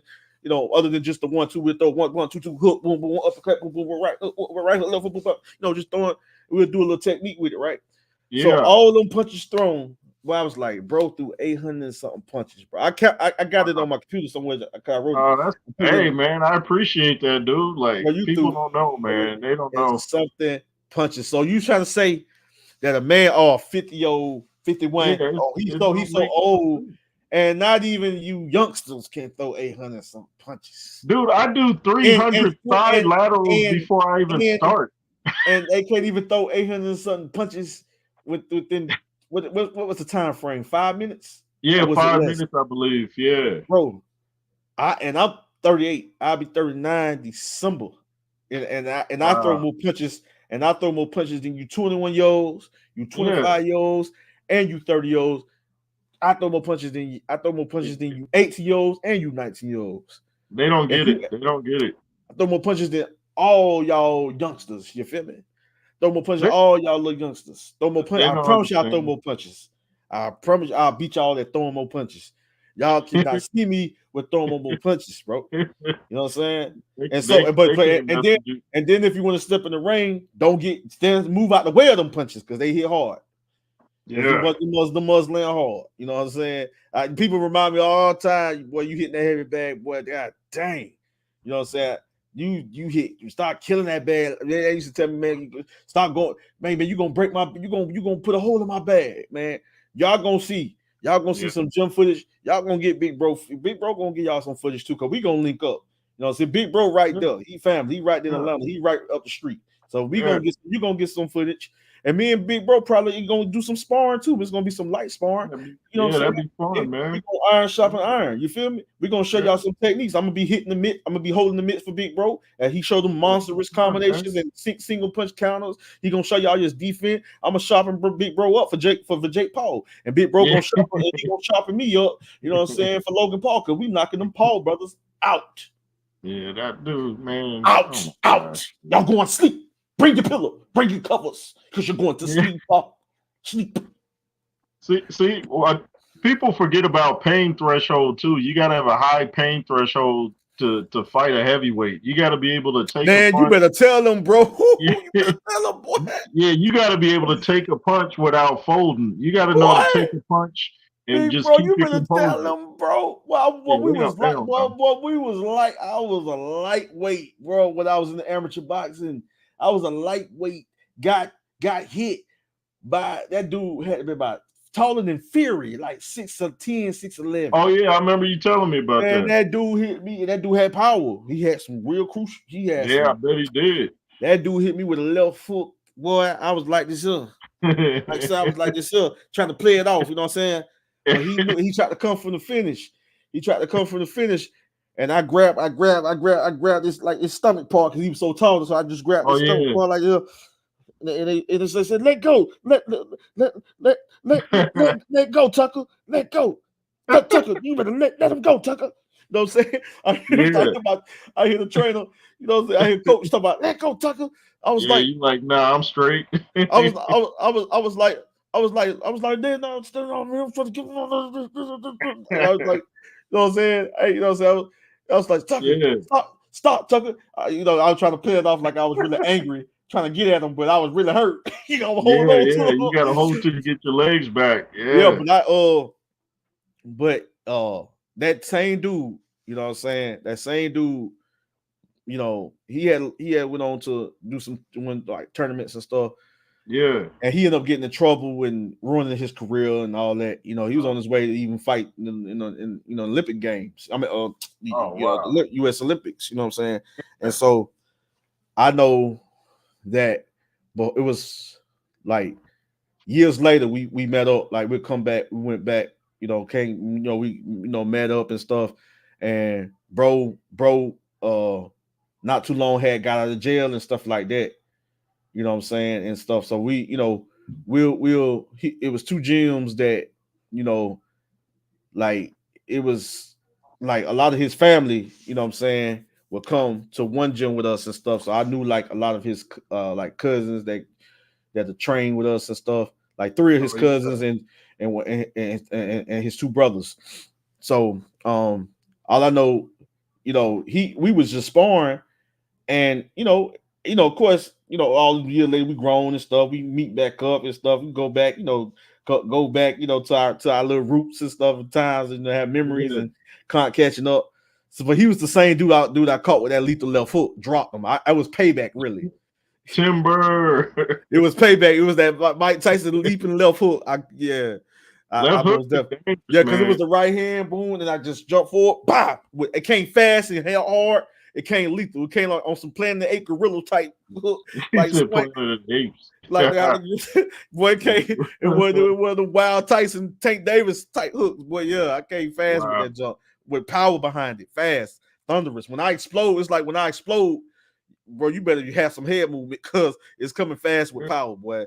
Like that's the thing too. Like if you're a shorter fighter, like you can catch these tall guys because they can't really see. Like if you come from way low, they don't even see that coming half the time. Yeah, because he take his height. He take away his height. He take away his height when he bending down. Like he like this here, like trying to like this all the way down, like this. Right. Like, bro, if you don't get that finish shell going, you know what I'm saying? Fight tall and work off that jab, fight tall. You know what I'm saying? Right. He coming way down to me, so you come down to me. You got caught. That right, that right hand, he blocked it. He parried. Well, he got actually blocked that with the right glove. Boom. He kind of like parried that one. But I jumped. It's not a height advantage if you don't use it. I'm telling you, bro. And he's 6'11". That dude got literally 11 inches over me. I'm 6 feet. Yeah. You know what I'm saying? So but I know 6 feet, 6'11". Sometimes it's a big difference. But I know it's from some weird angles. It seems like it's like he went up, but maybe 5 or 6 inches away from me. From certain angles, it seems weird. I know what I'm saying. It seems weird, but you know what I'm saying. I've seen that in fights. Yeah. Even when you look at taller fighters over the shorter fighter in actual fights, live fights, just like when you see with Callum Smith. Callum Smith is like every bit is 6'3", and when he fought Canelo. You can't tell that Canelo was no 5'7.5". Yeah, you couldn't even tell. You couldn't tell that at all, bro. I'm like, that's crazy, man. Like, dang. Canelo, this little midget just beating up on all these giants. Yeah. You know what I'm saying? Bro, I would love and Canelo, one of my favorite fighters. I love and respect that young man. He's really, I respect him, bro. Just people just don't know what all it takes to be on a certain level like that. You know what I'm saying? And they always trying to crucify him because he fought certain fights. You got to remember he had people over his career, handlers, people that was paying him, people that put him in position to have that power and be able to make certain amount of money. You know what I'm saying? He just didn't, you know what I'm saying? He didn't put himself, of course, himself was in that position by fighting, you know what I'm saying, by fighting, fighting certain, certain level of fighters, but he still had a people handlers to guide his career. They no, we make this certain amount of money. We gotta put you in position to get your resume up there or get a certain number of fights under your belt. You know what I'm saying? And for you to start fighting certain fighters on certain levels that we feel that you can probably beat, but it's gonna be challenging. But Canelo, I'm daring to be great. I won all the toughest challenges, just like when he stepped up and fought Floyd. Gennady Golovkin, wanting to daring to be great when he moved up to light heavyweight. When he willing to go to cruiserweight. You know what I'm saying? When he was daring to be great when he went up to 168 from 147. You know what I'm saying? Coming from 147 fighter. You know what I'm saying? Terry Harrell in the building. Much love and respect to my brother, man. Much love and respect to Terry Harrell.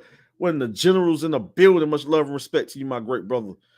Yo, man. But y'all guys, I'm finna wrap this up. But this Saturday, man, going live. We're gonna see if I can. It'll probably have my brothers with me. I don't know.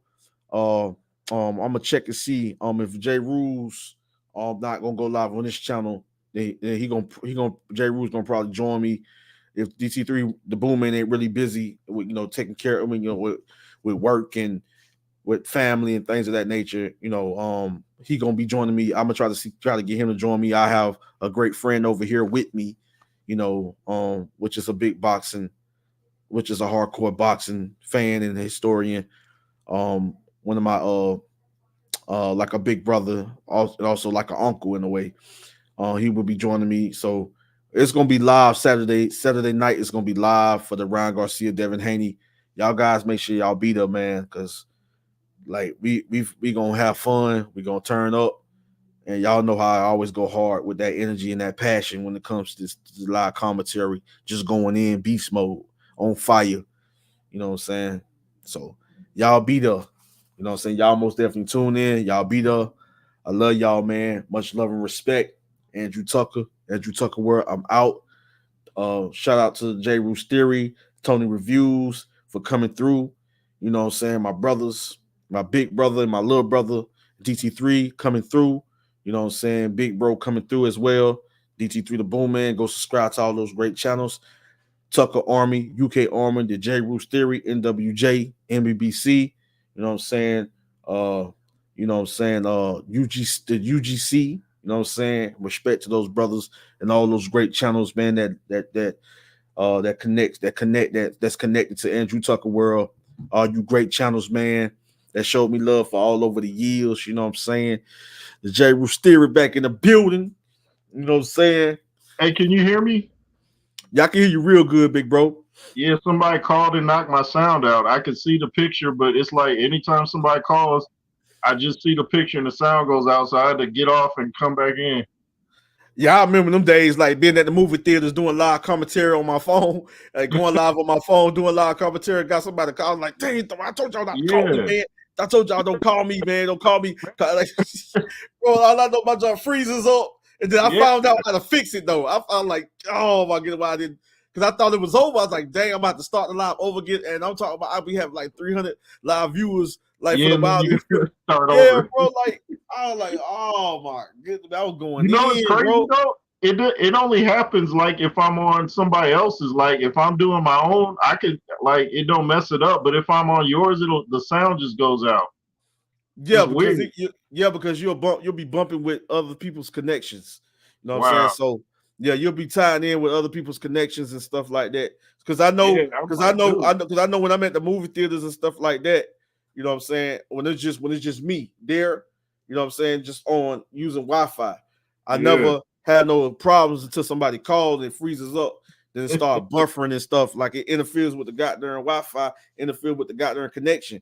But I never use my phone like to get on like I did a few times to get on StreamYard, but it was like not what we doing like a live show. It was actually just basically talking, just chopping it up, and stuff like that. So I know that it did have some interferences and stuff like that when somebody called and and then knock me out. Sometimes it even knocked me off StreamYard. Like I remember back in them days, but I never had. I think some things have been upgraded as far as so I don't know. I don't think it had no issues because I know I recently did for the Crawford fight. I went live, but I didn't stay live long because it was so much noise and I had so many guys around me, like family. Oh you wasn't. I forgot you went to go. You went to a place for that. Yeah, I went to Dave and Buster's with my friend. He's like my big brother, like you, and he's also like an uncle. I remember you was and then I had like three of my male cousins with me. You know what I'm saying? And then like it was a lot of people even around surrounding us because it was packed up in that place, man. Some people even had to stand up that was late making late reservations and stuff. People had to stand up to watch the fight. I'm talking about it was deep up in there, bro. I mean, a lot of people screaming, going crazy.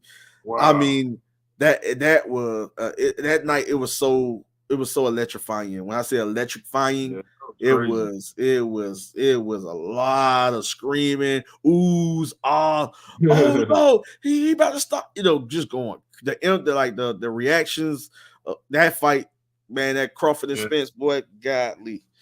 But all I know is that we was trying to probably go out for the Ryan. I told my partner's gonna be coming over to the house. The one I'm telling you about, he's like big brother / uncle.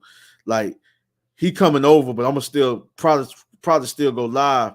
So I was saying like if you want to hop on, you know what I'm saying, and come join me, you know what I'm saying, you can do so. I can try to see if I can get TT3 if he ain't too busy too. You know what I'm saying? We could just all go live for the fight, you know what I'm saying? Hey, did you hear Ryan called out Terrence Crawford? I'm like, Ryan, calm it down, Ryan. Yeah, a lot of these guys, man, I feel like they feel like they have like these certain, may feel like they may have certain advantages, especially because they're young and all that, and they're young, full of energy, full of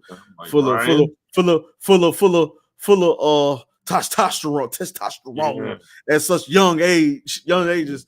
But they men now. Ain't no excuses. They man now. They 25. Ain't no excuses. So it ain't gonna be no excuses if y'all get y'all little behind and then get destroyed. So ain't gonna be no excuses because y'all 25 years old. You know what I'm saying? But if Ryan was to catch Crawford, one of them fast little hooks, whatever, it'll be because Crawford was just playing with him. But the question is, if he don't hurt, stop Crawford getting mean, and then I'm gonna be worried. Because his mean streak is just, I don't think nobody today can probably way he turn up on fighters. I don't know, man. I mean, a lot of guys can do it, but Crawford seemed like he dang, bro. I don't know. It's like that dude turned into the equalizer. It's just like he analyzed everything. This dude just hit me on my temple.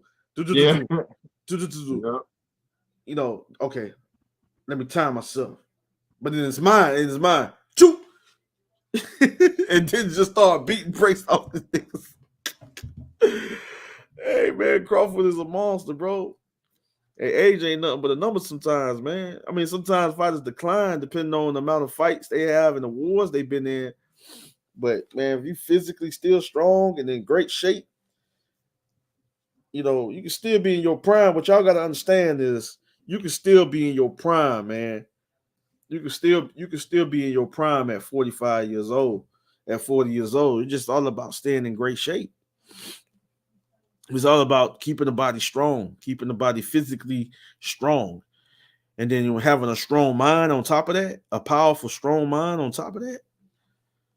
Man, shoot, man.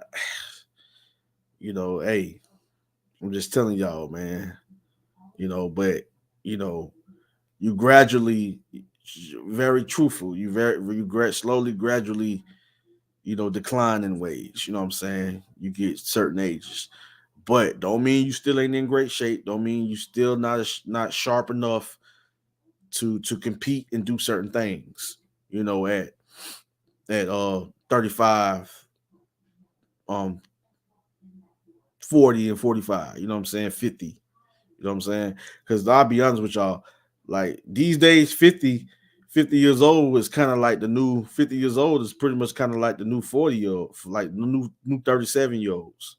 For 50 years old, like the new 37, to be honest with you. I was going to say the new 40, but I say, take a few years off. I say like the new 37. You know what I'm saying? Like, it's truthfully though. And I'll be honest with you, like the new 40 is pretty much like the new 28. You know what I'm saying? So the age sometimes ain't don't mean nothing, man. I'm telling you. Sometimes depends on the body, the mindset, the mental aspect, the physical aspect, where you at in the mental realm, the physical realm, and even spiritual realm. It gets deep, you know what I'm saying? But I love y'all, man. We finna wrap this up. Thank y'all for joining us. Me and the J. Roos Theory. Tony Reviews. Shout out to him. He came through and joined me, my big bro, the J. Roos Theory. You know what I'm saying? Y'all go subscribe to the J. Roos Theory. Y'all go subscribe to 1-2 Kid came through. You know, when the generals came through in the chat. Puro, go subscribe to Puro when the generals came through. DJ3 the Boom Man, when the generals, my bro right there, man, from another mother. The Terry Harrell, another one of the generals came through. Much love her. My beautiful wife, Brittany Wine, came through. Much love her. Respect to her. You know, my little sister, which is the wife of my big brother, the J. Roos Theory, came through. Much love and respect to her. Art Samson, the general, came through. Much love and respect to my great brother.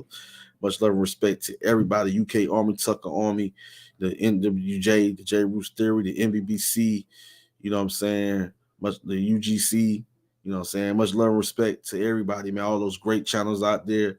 Y'all know that I show love to, you know, that I support, you know, in a way, you know, when I can, you know, that show love and support me. Much love and respect to you guys as well. And to the boxing community, man. Let's continue to cover this sport, man. Let's continue to show love and respect to these fighters, man. Let's continue to put pressure, you know, on what we need to put pressure on to get what we want to see. You know what I'm saying? And there's nothing but love. There's nothing but love, honor, and respect to everybody. And most definitely, you guys, blessings until fight night. Much love and respect to you, to you guys and you guys' family. Blessings to you all until fight night. I'll see you guys later.